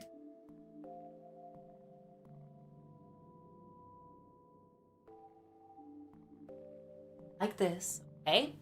And then he sticks probes in here. Amazing glass blowing technique. This man's skills are just... I think I'm so obsessed with it because I used to do a lot of glass blowing in the lab as well, so it's really, really cool. So what he did was, he monitored the decay of the polonium. But what did he do? Over time, this was a vacuum, he evacuated all the air. Over time, he just allowed this guy to fill up with whatever it was decaying. Whatever this thing was that was decaying, he put through a small voltage charge across. I forget the color. I always forget the color. But when he put a voltage across the glass, it lit up and it glowed. Pink, purple, I forget what helium colors. Anyways, whichever color it is, I can't remember off the top of my head, was the signature color of helium glowing. He was able to prove that polonium was decaying into or decayed alpha particles, or otherwise known as helium particles. Then also he did his famous Rutherford experiment with the gold foil, where he bombarded the gold sheet of paper with alpha particles. Why am I getting so excited about it? It's like, Tofu, that was the most lame experiment ever. This was at a time they didn't know anything about this. This was before they even knew about the freaking neutron. It's amazing to design an experiment like this, and other experiments, because you had to disprove your work as well, or try to come up with experiments that could possibly disprove your work. To think of this idea that, number one, this particle is small enough to seep through the very, very, very, very, very thin glass, number one, and number two, that it would glow a certain color when a voltage is applied across them. Anyways, there's my story. Was it entertaining? I do not know. I leave it up to you, lads. It's your choice. It's your decision. I'm passionate about those kind of things. I think Rutherford is a genius. He does go into my top scientists of all time. It's pink, according to Google. Thank you, Amber. I always forget the noble gases, all their glows. But why that was so known was because of chemistry. Actually physics at the time. But people were glowing, passing high voltage due to the voltaic pile across different gases to predict what they would. Yeah, there was a lot of fun experiments being. Okay, I'm going to take a quick break. We're going to make a cup of tea. I'm going to do some stretches. And when we come back, we should start talking about other decays. So alpha decay is just one possible decay that can occur. There's two more, beta and gamma. And those are the next two that we're going to cover. See you guys in a little bit. Red alert. Oh, sorry. Which equals low voltage drop across this, which means the if statement does not get activated. The transistor cannot switch on. So this LED will only light up under the condition that the transistor activates from the collector to the emitter. I should have probably done this earlier. Collector, base, emitter. I hope you found that helpful. I do all of these things on Twitch, live on stream. We built the circuit with Twitch chat and designed it. We love to build things, try things, and make them as best as possible educational. Happy circuiting! Let's talk about some really cool physics. The cyclotron, which is a type of particle accelerator, and perhaps in the name it is not very hidden, it is cyclic, or cyclical-like. Before its creation, we did have the Cockcroft and Walton generator, but this accelerator was pretty remarkable. You can make it pretty small, and of course, the bigger you create it, the larger the distance that the protons or charged particles can transfer or move through. There were contributions to the development of the cyclotron by Max Stenbeck and Leo Szilard, but their work wasn't really patented or published, and so the development of the cyclotron by Ernest Lawrence was ultimately the one that was awarded the patent, and number 2, the Nobel Prize in 1939. The original cyclotron was really small. It was only 11 centimeters in diameter, and throughout history they developed them at a larger scale. My favorite story in history about the cyclotron is that after the development and of course the Nobel Prize win, many other universities around the world developed their own, including France. A name that you might be familiar with, Frédéric Joliot-Curie, did develop his own, or he was in charge of one in France. Frédéric stood his ground. He wasn't going to allow the particle accelerator to be used for anything in the war efforts, especially after France was occupied by Nazi Germany. Although it is not proven, there were a lot of rumors that Frédéric in fact did a lot of work in sabotaging the Nazi regime in the development of atomic bombs and nuclear knowledge by sabotaging this said accelerator. But how does a cyclotron work? The design of it is pretty simple but ingenious all the same. It is quite literally a spiral with magnetic fields to bend the charged particle, usually a proton in this case, and an electric field in between the gaps. If you have any understanding of physics, you know that the electric field in this direction means, well, okay, the proton will be accelerated in one direction, but if you go to the other, it's going to be pushed back in the opposite direction. What gives? This is why the thing that is creating the electric field is a frequency generator, or sometimes known as an oscillator. And so we do need to tune our system to know at what frequency we basically flipping that electric field, so that when the proton travels across the gap, it's sped up. We can do a little bit of maths on this. Classic Newtonian physics, F is equal to ma. And because we're going through a circular motion, there is a centripetal acceleration associated with this. A is v squared over r. Another equation for the force that is being experienced by the charged particle Q has a relationship with the magnetic field. Velocity times the magnetic field B. This means we can just equate our two F's, rearrange the equation to find V on its own, and have a singular expression for it QBr over m. Use the charge of the particle, most than likely our proton, the magnetic field, the radius of our traveling particle, all over the mass of the proton. Now we have another relationship for speed. Well, speed is distance over time. It's moving in a circle. The circumference of a circle 2 pi r over the period, the time it takes to complete that circle. Rearrange the equation to find t on its own. Substitute for v. We have an expression above. The two r's cancel as we have an r above and below. Let me move the mic down so you can see our final expression for frequency. After all, frequency is just the inverse of period. We can also extract a useful kinetic energy equation out of this. Kinetic energy, half mv squared. From our previous lines in the other whiteboard, we can substitute an expression for v. Just don't forget to square it. Multiply it all out, and we have an expression for the kinetic energy. One of the masses did cancel there as well. Another step further is we could calculate what the velocity of our particle is by rearranging the classical kinetic energy equation, root 2 times kinetic energy over m. Obviously, we'll take the positive answer because the speed would be positive. So let's say we grab our cyclotron and we say, well, our magnetic field is 1.75 Tesla. That's a really big number. And the maximum radius, because obviously the cyclotron path is going to be increasing outwards, is 0.3 meters. And we're dealing with a proton. Can we calculate the frequency, kinetic energy, and the velocity? Hell yes, we can. I pull out the equation that I derived earlier for the frequency.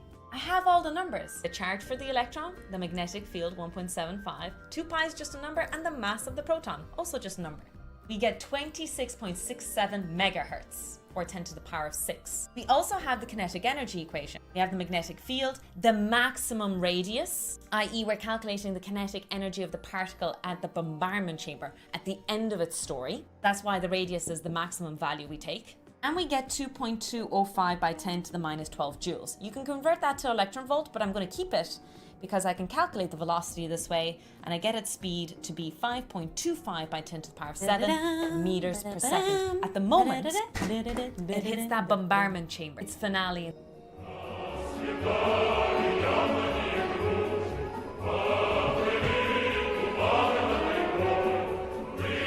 Just a little reminder, we could all work that little bit harder. I hope you know that. I hope you know that, chat. Better know that.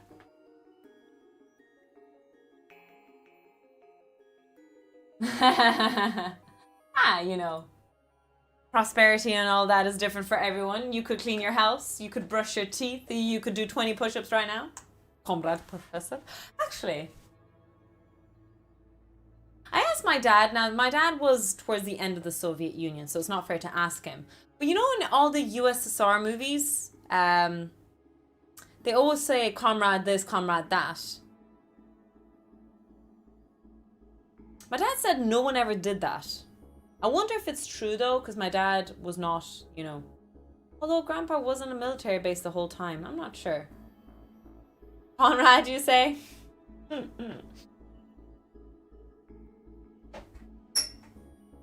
Now, another interesting kind of decay that can occur is beta decay.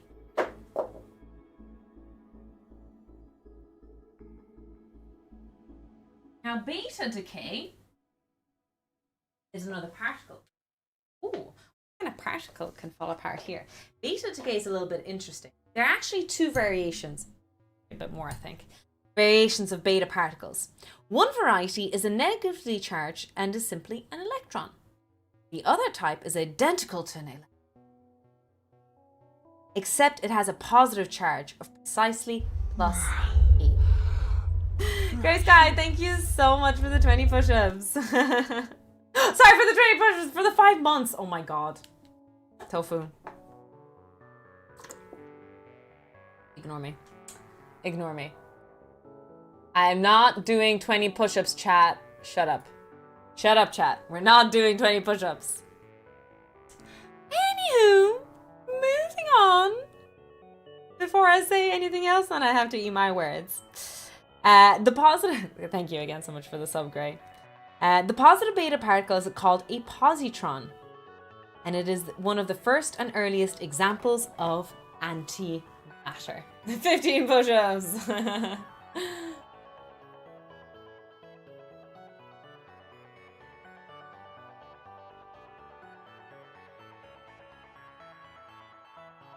Push-ups per sub. Listen, we can't be starting rumors like that. No. Let's be careful now. Let's be careful now with them rumors. Don't be starting no rumors now. Let me pour myself a cup of tea.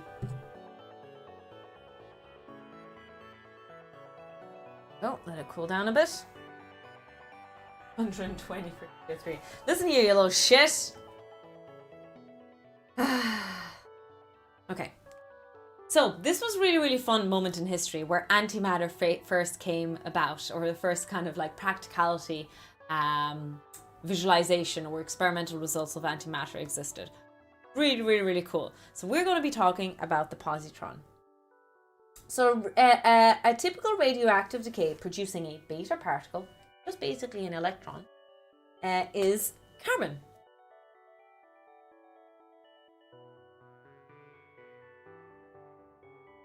Oh, sorry.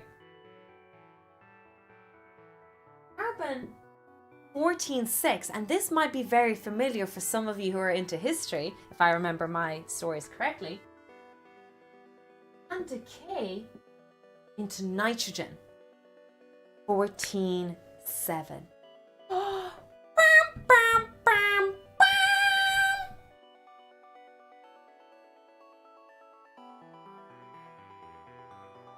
Hold on. Is tofu like defying the laws of physics here, chat? How did...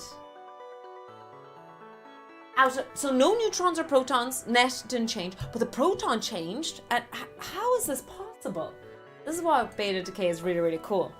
What it does is it produces a beta particle and one other thing, an anti-neutrino. I don't know about you, but this was like the really, really class moment in studying this. Number one, I just told you, we're not dealing with that at the moment, positrons existed. But not only have we introduced a neutrino now, but we've introduced a concept of antineutrinos, which is the opposite, the antiparticle, the antimatter of a neutrino. So what happened is if you look at a neutron, what happened in the core of this carbon is that one of those neutrons changed into a proton. That's what happened inside the nucleus. One of the neutrons, one of the 8 neutrons over here, changed into a proton. And you might think it was like, okay, it's a neutral atom, it's a neutral particle, and it created a positive particle, so it must release a negative particle, electron. For the conservation of mass, I believe that's what it was at the time. It was predicted that it released another particle. I'm trying to remember who it was. Feynman? Heisenberg? There was a famous person who predicted what the particle should be. Jump in here, guys, if you remember who it was. I think it might have been Feynman. I'm not sure. But anyways, to make this, to conserve all the laws of physics, an antineutrino has to be created as well. So this is one of the forms of decays that could occur, called the beta decay. Beta particle is not much different than an electron. They're exactly the same visually. If I were to capture an electron, if I were to capture a beta particle and looked at them side by side, they look exactly the same. I couldn't tell the difference. But we differentiate them by talking about how they're made, how they existed. So in this case, a beta particle is created by beta decay.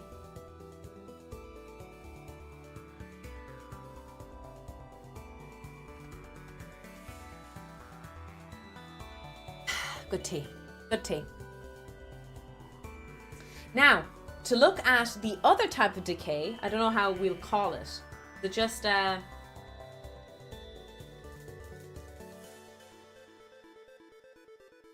oh. It's sad, this textbook doesn't show the other decay. I think this textbook does though. I want to show you the other decay. The fun decay to show.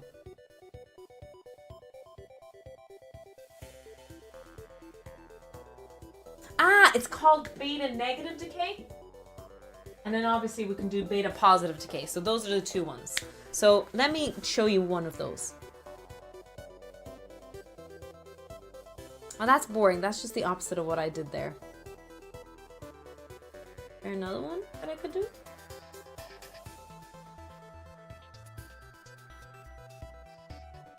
Ah, fuck it, whatever. So, another kind of decay that can occur is the beta positive decay. And this is the type of decay that can occur. This is really, really interesting to me. So carbon-14, that isotope, is not stable, and it changes to nitrogen 7, the element is 7, the atomic number, 14, okay? This is the stable form, it tends to be of nitrogen, and this is obviously carbon dating and whatnot, and all the good stuff.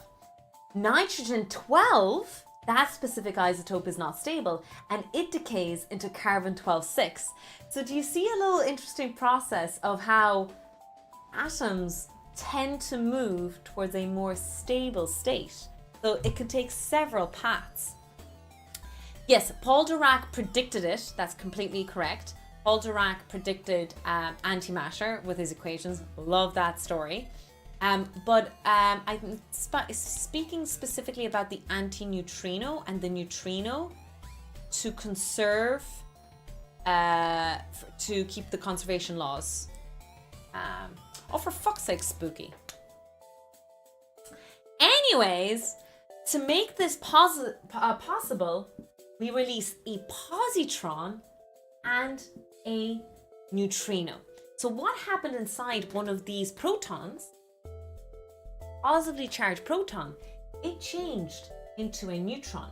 Now think about it, if it changed into a neutron, it had to really, like that, it lost a positivity, it lost its positivity. Where did that positivity go? As a positron. To conserve, I believe, mass, I could be wrong, or conserve energy, it could be either, could be both, it's both. It releases a neutrino to be able to do so.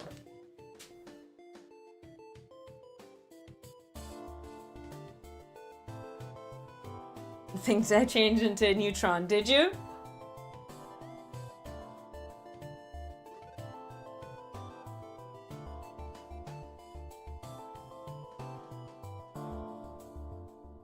So there we have it.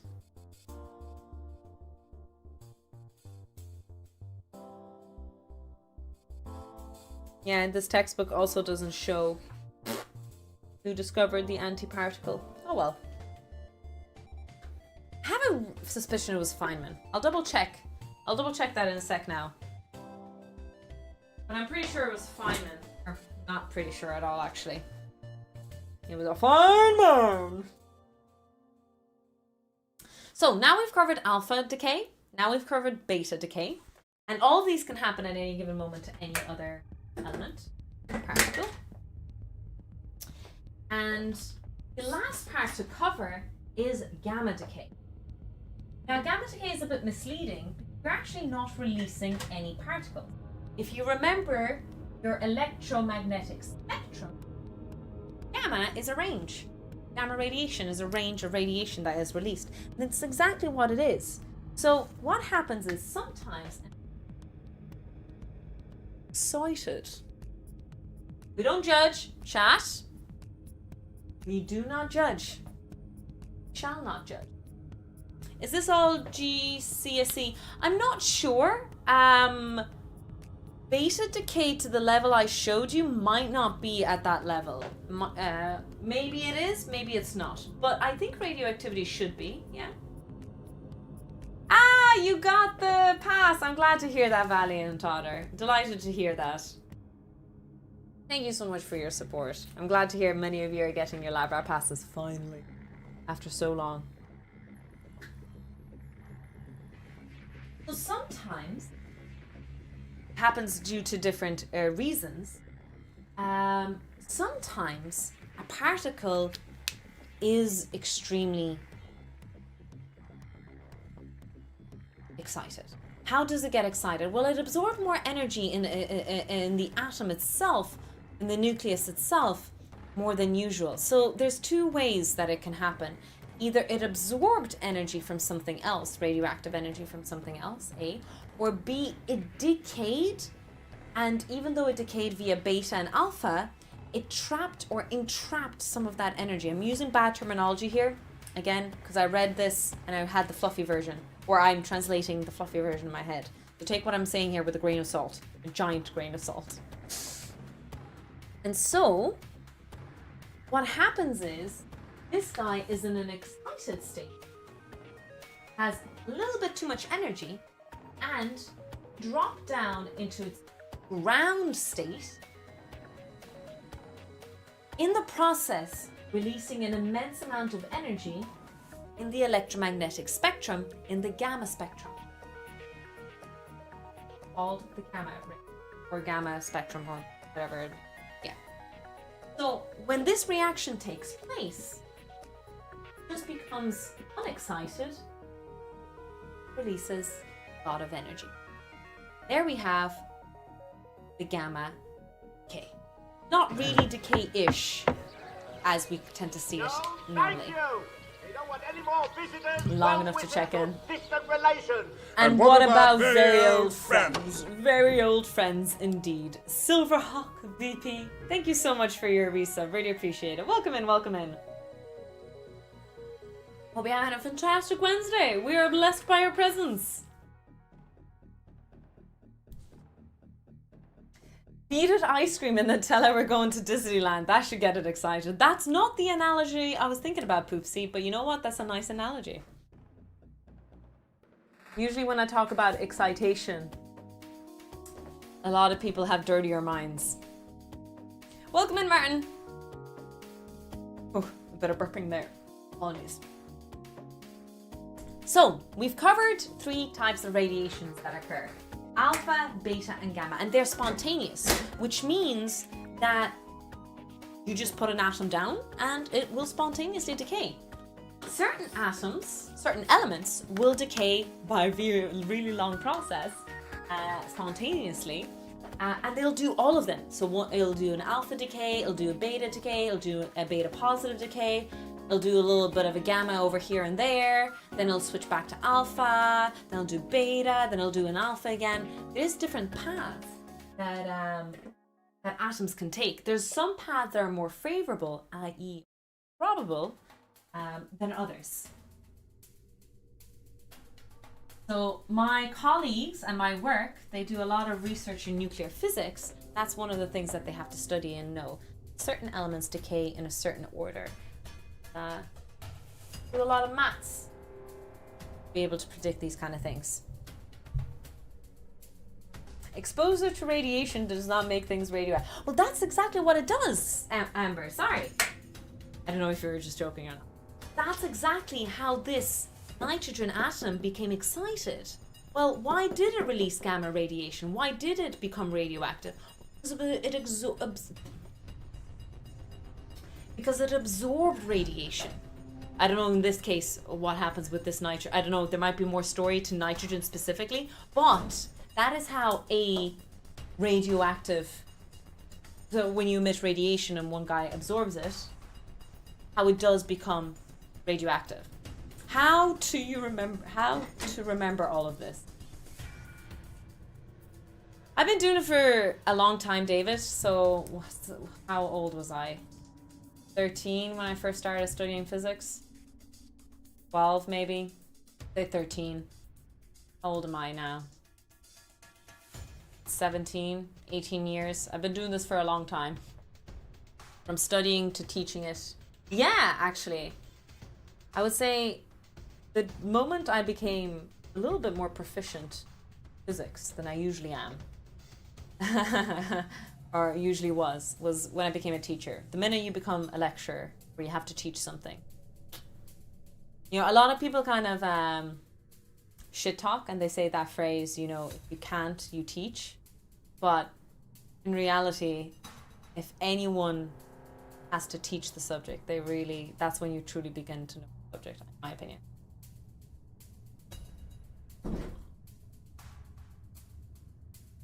You don't store it. I'm not sure what you mean by that. I would say no, if I understand. Yeah, people who go through radiotherapy have to live in separate buildings for a while after because they're slightly radioactive. I did not know that. That's a really cool fact.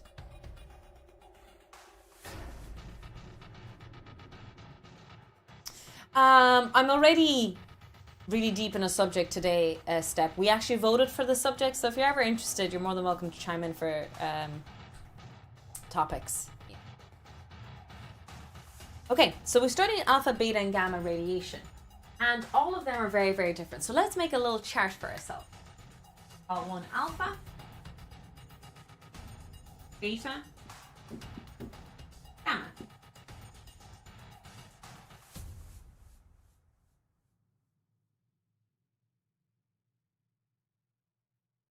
Let's characterize it.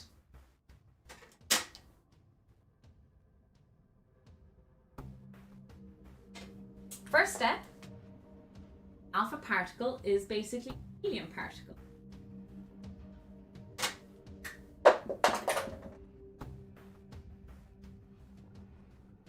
Okay. Plus to charge. And it can be stopped by skin. Or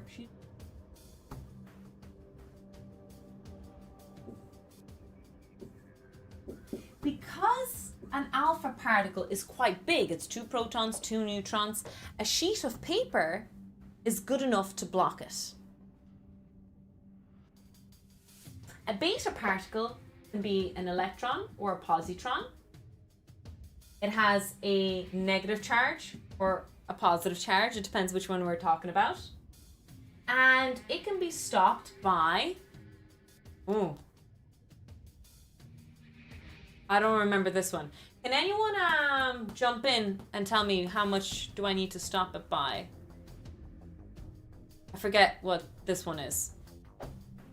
Gamma is a wave and it's neutral and it can be stopped by lead. That's why loads of storing is usually if you store any samples or anything like that, it's in a lead cased room. Lead or about 1 meter of concrete.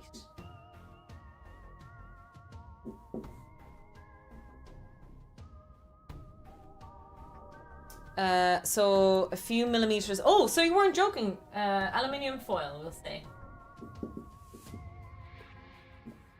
So maybe there is something to the tinfoil hats. It might not stop radio waves from being transmitted into your brain. Oops, I dropped a book. But it will stop beta particles from getting embedded in you. I have no idea. Oh yeah, I need to set up my demon core again for sure. He's just kind of hanging around there at the back.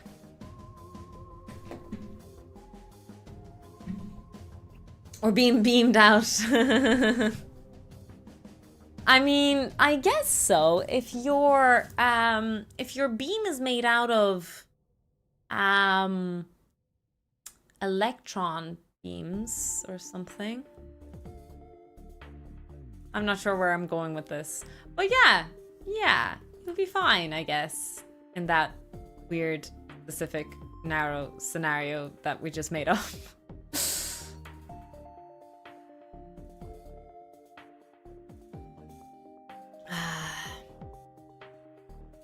But tea. Just having a bit of tea in case anyone's wondering what the sound is I'm making. Just need to sit down, my legs are a bit sore. But this was a nice introduction to radioactivity. I could go on to teach you a bit about Half-Life and stuff, but that might be a nice thing to cover next time I see you.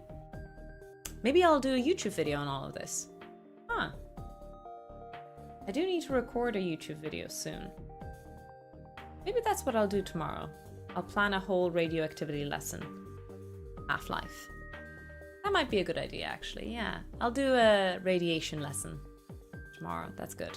I need to upload or prepare a video or two while I'm away. And they call Rascal it Spider! Oh my goodness. Thank you so much for the resub. Thank you so much for the PP points! I really appreciate the PP contribution. It really is extremely helpful. Thank you. They use a device called the Gamma Knife. It's used to burn tumors in places of the brain that are inoperable. That's really cool. Oh, let me drop you down, chat. I have an idea of, it's been a few years since I looked at this, and I think something interesting to look into would be the Radium Girls, if you guys are willing to kind of read an article or two about it with me. Do you want to guys get comfortable and look at Radium Girls? So this is, I'm going to warn everyone coming into the community or anyone lurking. This is actually quite a sad story and not vulgar, gory, is that the proper term I'm looking for? I know it's depressing, I know, and like when I was doing the Demon Core and all of these things, these are sad moments, but I think this is really important. Education like this is extremely important. I think so anyway. So I will kind of warn people that if you guys are a bit sensitive to these kind of things about really horrible incidences and things like that, this might not be for you. I'll just kind of put a disclaimer out. But I think studying a bit more about it, I'm going to read up on it because I don't remember it very well. And I think I'd like to teach my students about it.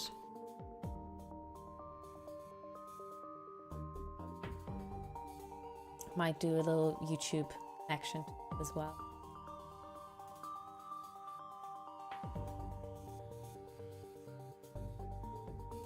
Go. I'll post a Britannica. Britannica's pretty decent most of the time. I wouldn't say it's like really fun or insightful, or they're, yeah, but at least it's they tend to get their facts generally pretty good. Yeah, it's happening soon. I hopefully will stay up to watch some of it. Exactly, know our history and don't repeat the bad. Hi Nerdvino, welcome in, welcome in. I hope you're keeping well. I'm speaking about space launches. I'm hoping you're going to be streaming it, or are you going to be there? Are you going to watch the launch IRL? Okay, so we have a photo here of Madame Curie. I'll turn off the FTL music just because I'm going to be concentrating on reading a bit of things here.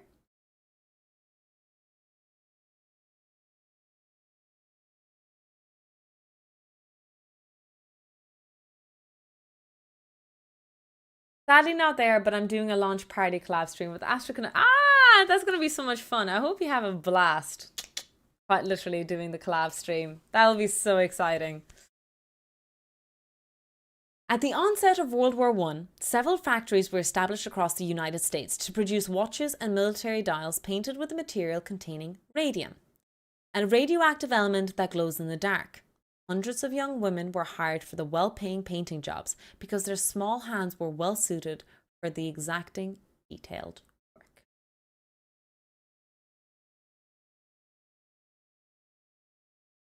Radium had been discovered just 20 years earlier by the French physicists Marie Curie and Pierre Curie, and its properties were not well known. Because it had been used successfully in the treatment of cancer, many considered radium a miracle element. A lot of people don't realize this. Marie Curie did so much during World War as well. She designed and built and manufactured and advised on so many productions of medical equipment in this realm to be accessible. And she really moved the medical field forward quite directly. You know, scientists can be quite offhands. They publish a paper or two, they do the discovery, but then it was industry who did it. She was quite hands-on. The women hired to paint the dolls became known as ghost girls because the radium dust to which they were exposed daily made their clothes, hair and skin literally glow. Many of the women wore their best dresses on the job so the fabric would shine brilliantly when they went dancing after work. Some even applied the paint to their teeth because it gave them radiant smiles. What's more, the painters ingested the radioactive substance as part of their job. Basically, they had a paintbrush like this, and I don't know if anyone's painted before. Flicked it, make sure all the feathers were together. Paint. Because some of the watch dials on which they worked were extremely small, they were instructed to use their lips to bring their paintbrushes to a fine point. When they were asked about radium safety, they were assured by their managers that they had nothing to worry about. Of course, that wasn't true. Radium can be extremely dangerous, especially with repeated exposure. Marie Curie suffered radiation burns while handling it and eventually died from radiation exposure. Other researchers also perished. It wasn't long before the radium girls began to experiencing the physical ravages of their exposure. Among the first was Amelia Maggia, who painted watches for Radium Luminous Materials Corp., later the United States Radium Corp., in Orange, New Jersey. Maggia's first symptom was a toothache. She removed her tooth. Soon the tooth next to it also needed to be pulled out. Painful ulcers, bleeding, full of pus, developed where the teeth had been. The mysterious malady spread throughout Magia's mouth and her lower jaw, which had to be removed, and then other parts of her body. Magia died on September 12, 1922, of a massive hemorrhage. Doctors were puzzled to the cause of her condition and determined that she died of syphilis. In growing numbers, other radium girls became deathly ill, experiencing many of the same agonizing symptoms as Magia. For 2 years, their employer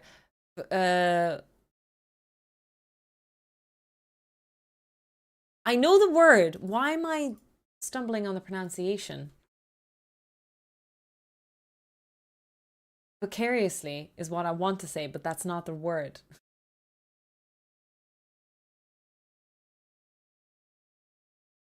I'm going to be so embarrassed. Hear it again. Vociferously. Vociferously, yes. It's just sometimes I get stuck a little bit. Denied any connection between the girls' deaths and their work. Facing a downturn in business because of the growing controversy, the company finally commissioned an independent study of the matter, which concluded that the painters had died from the effects of radium exposure. Refusing to accept the report findings, oh, for fuck's sakes, the company commissioned additional studies that came to the opposite conclusion and decreed that the girls had taken ill. The public continued to assume that radium was safe. In 1925, a pathologist named Harrison Martland developed a test that proved conclusively that the radium had poisoned the watch painters by destroying their bodies from the inside. The radium industry tried to discredit Martland's findings, but the radium girls themselves fought back. Many knew that their days were numbered, but they wanted to do something to help their colleagues still working with the deadly substance. In 1927, attorney Raymond Berry agreed to accept their case. Many of the watch painters had just months to live, and they were forced to accept an out-of-court. Fuck's sake, that is so annoying. They couldn't sue them because they were racing against time. They were going to die. And they knew they wouldn't be able to stand in court because they wouldn't make it in time.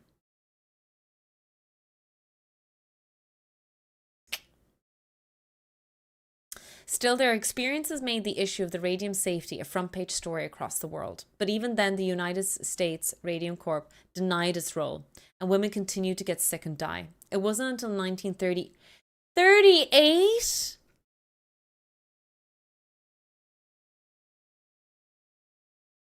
How long have they been doing this? Since the first death of 22. When a dying radium worker named Catherine Wolfe Donahue successfully sued over her illness, that the issue was finally settled. The legacy of the Radium Girls cannot be understated. Their case was among the first in which a company was held responsible for the health and safety of its employees, and it led to the variety of reforms, as well as the creation of the U.S. Occupational Safety and Health Administration. Now, there are pictures usually about this, but I think TOS, number 1 and number 2, I don't think we need to see it. If you want to understand how bad, you Google search this yourself. How bad it went with the Radium Girls. But yeah, that is the story of the Radium Girls. How good old capitalism. I just can't believe it. I know this story. I do. It just infuriates me anytime I read these things. But these things are important. It's very important to kind of understand this. And you can kind of understand where a lot of conspiracy theories are built with these kind of things. Corporations covering things up. And it's not, I don't want to feed into conspiracy theories and be like, you know, all these different things. But you can understand why there is a mistrust if people keep showing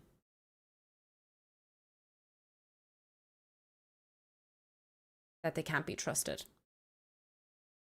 You can understand why people don't invest in certain world's commentary or trust their statements. So there might be always a little bit of, not truth necessarily, but understanding why people can be a bit one-sided in a lot of these arguments. Hi Henry, welcome in. We just finished a lesson on radioactivity. So we did alpha, beta, and gamma decay, and I ended the stream with a very negative aspect to talk about the radium girls. Yeah. So we did show the reaction of radium. It becomes radon. It decays into radon, and it releases an alpha particle. So remember we made the commentary on, you know, those Red Pill podcast bros, Alpha, Wolf, YOLO. I'm sorry, I really don't know. They say words, something like that.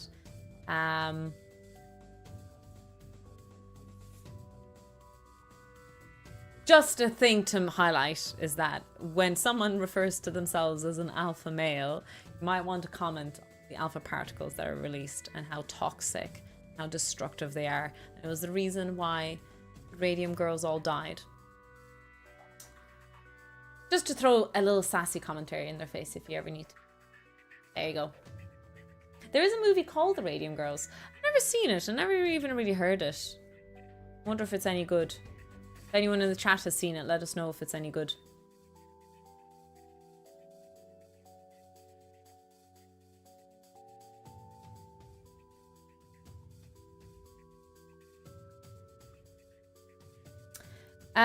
But essentially, so not source. They can still be radioactive for a while. They can be excited and they can emit it. So you can still be radioactive. You're not a source though.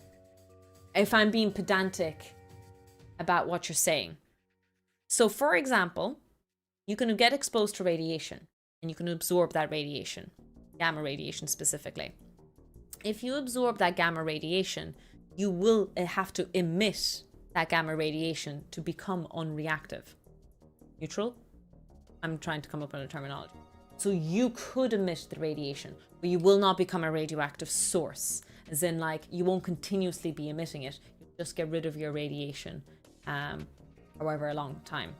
So when people were working in Chernobyl, the firefighters and so on, they absorbed radiation. They were radioactive for a little while. It did decay over time. And then they could see their families. So initially they weren't able to see their families for a while. I don't know if maybe it's being pedantic about the terminology, and maybe I'm getting the terminology wrong, that absorption isn't the right term, or, you know, maybe there's something weird about that. But that is a thing for sure, that if a certain person is exposed radiation, they can emit a bit of radiation over time, and it decays over time, and they will become safe over time again. That's also true, Henry. That's true. Radon gas is being monitored really heavily in houses around the world. That's right. You have to put a thin sheet of the material you tape your house, your foundation with, to ensure that radon gas doesn't slip through.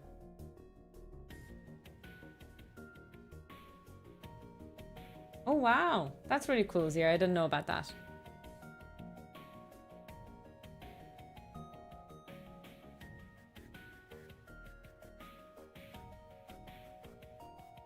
That's a bit odd, Ember, because I am convinced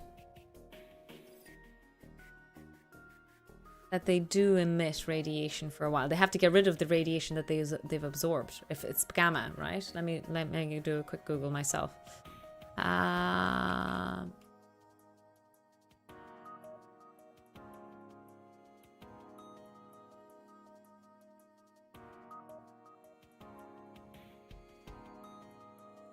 Through internal contamination.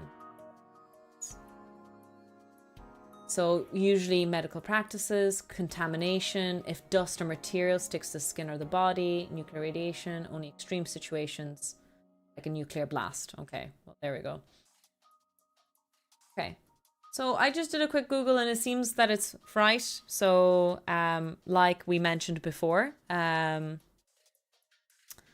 with radiotherapy, for example, contamination, so that, and neutron radiation, again for very extreme situations, i.e. Chernobyl. But yeah, that can be possible.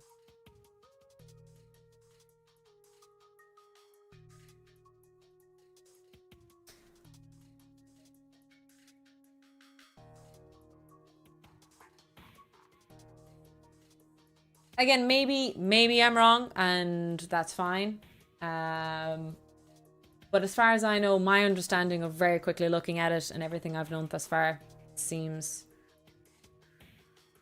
It's not serious. Like, it's not like they're crazy radioactive. Like, they're not going to emit the exact same amount of stuff that they absorb, but they definitely have to emit a bit of radiation, because then if they don't, you detect the radiation on a person for sure.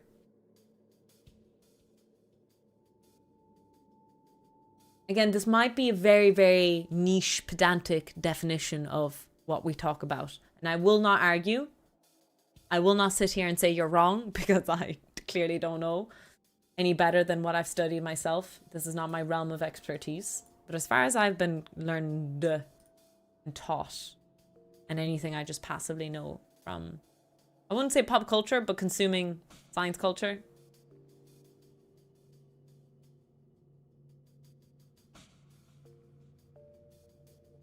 Yeah, so just be wary that I think it's still possible, but don't go to your teacher and say, Dr. Toxic Tofu told me, because Dr. Toxic Tofu knows shit. Yes, yes indeed.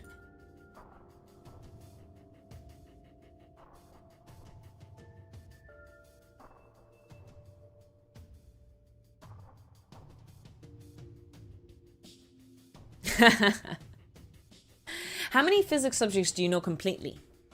A big fat old 0. There is no physicist in the world that completely knows a subject. All fields of physics and science are all interconnected with one another. To truly know one is impossible, and you will never know. But what subjects do I teach and I'm quite thoroughly knowledgeable in would be things like electronic devices and systems, general physics. I am a general physicist, which is great. I teach a little bit of everything. I teach first years, so I have to know a little bit of everything. Circuit analysis, electronics, electricity, not electromagnetism, like electricity-based modules, and thermodynamics. Those would be my realms of expertise. My PhD research is in electrochemistry, electric grid stability, wind turbine integration. And again, I am no feckin' expert in that. I know nothing. I know a little bit more than you would. Probably, maybe not. Ever so small, more than you do. And there's still 94% for me to learn. Yes, me, Khaled. If you check out my YouTube channel, I have loads of tutorials and YouTube lessons on these random topics if you're interested in learning. But no, if you're interested in certain fields, it is definitely really, really great, guys. I recommend, well, this is what I recommend. Buy yourself a textbook.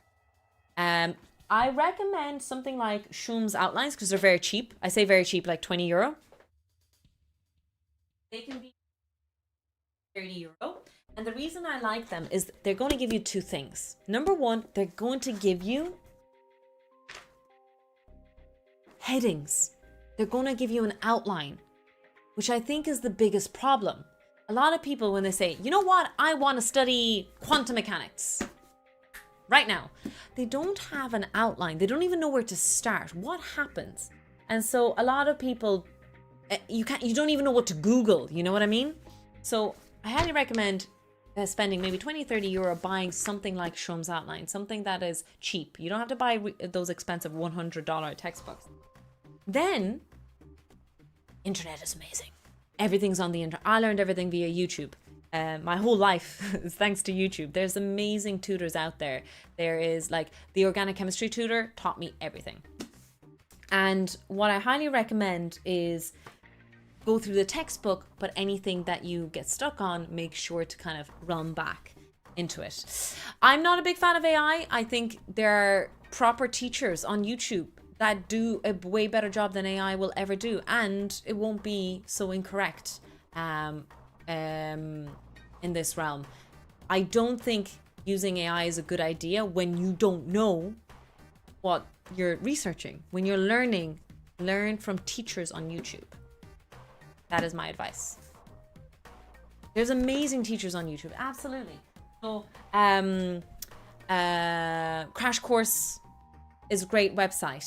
A great YouTube. Khan Academy is really good. The Organic Chemistry Tutor is very good. They all do all those subjects. If you want, you can go on to the MIT courseware where they have online lectures as well. And then in parallel, use the internet to help you out and support you in understanding a lot of these modules. What's a good book to read in general? Well, what are you into, Ham? Because books are very broad. There's a lot of books out there in very different topics.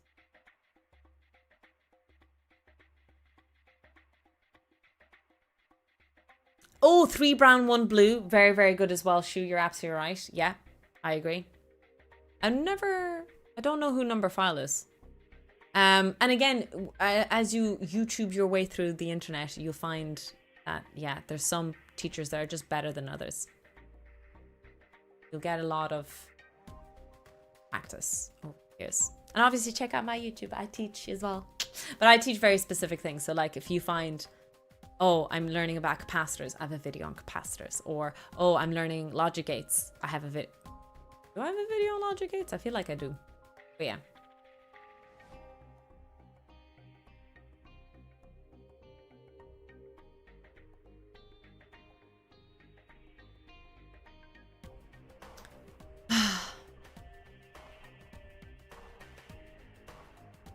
Psychology of humans, I guess. Ooh, so would that be like more anthropology? I would love a really good anthropology recommendation as well.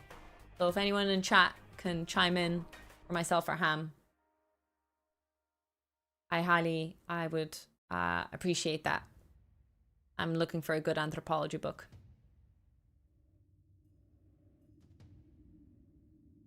But you know what? I did 4 hours of science today and I'm really, really happy. I am not going to play any video games or anything today. I don't know when the next stream is going to be. It could be as early as exactly in 1 week time, but the latest I know is going to be in a week and a half, Saturday. That could be as late. I know I'm taking a long, long break and I'm so sorry, but I know it sucks. Getting married is just ruining everything for me. So, Resident Evil, I know I might spend my honeymoon playing Resident Evil on stream.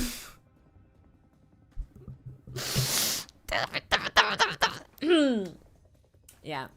So I'll take a nice break. I'll come back. And actually, when I come back, I'll come back full swing. It's the end of the semester, so... yeah. I'll be streaming a lot more. It'll be a couple of weeks left. That would be funny, Silverhawk, if I dressed up as a bride, but in like as a zombie. Oh, I should come back after my wedding, and the first thing I should do is put on my wedding dress and put on blood and gore and everything on my face. That would be so good. And play Resident Evil. You know what? That's a great idea.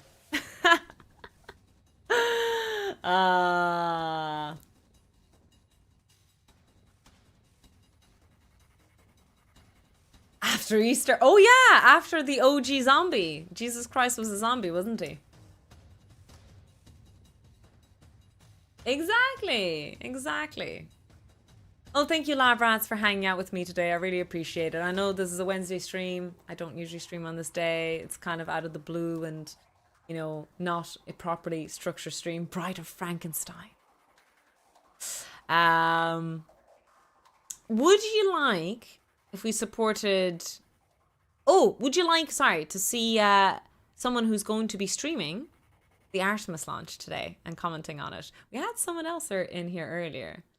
Would that be something interesting? Are you guys looking forward to the Artemis stuff? Because I might be watching it tonight as well.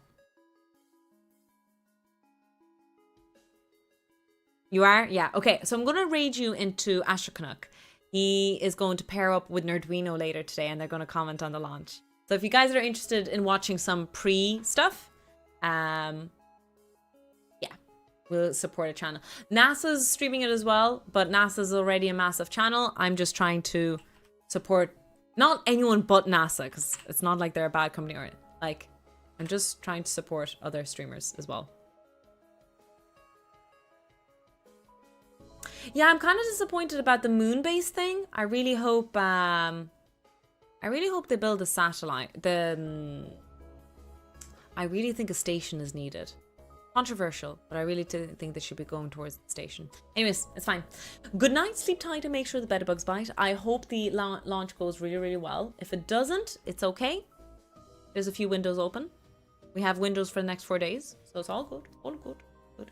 Thank you so much for supporting me. Thank you guys for the wedding celebrations. Really appreciate it. I'm really looking forward to it, and I'll send some photos if you guys are into it.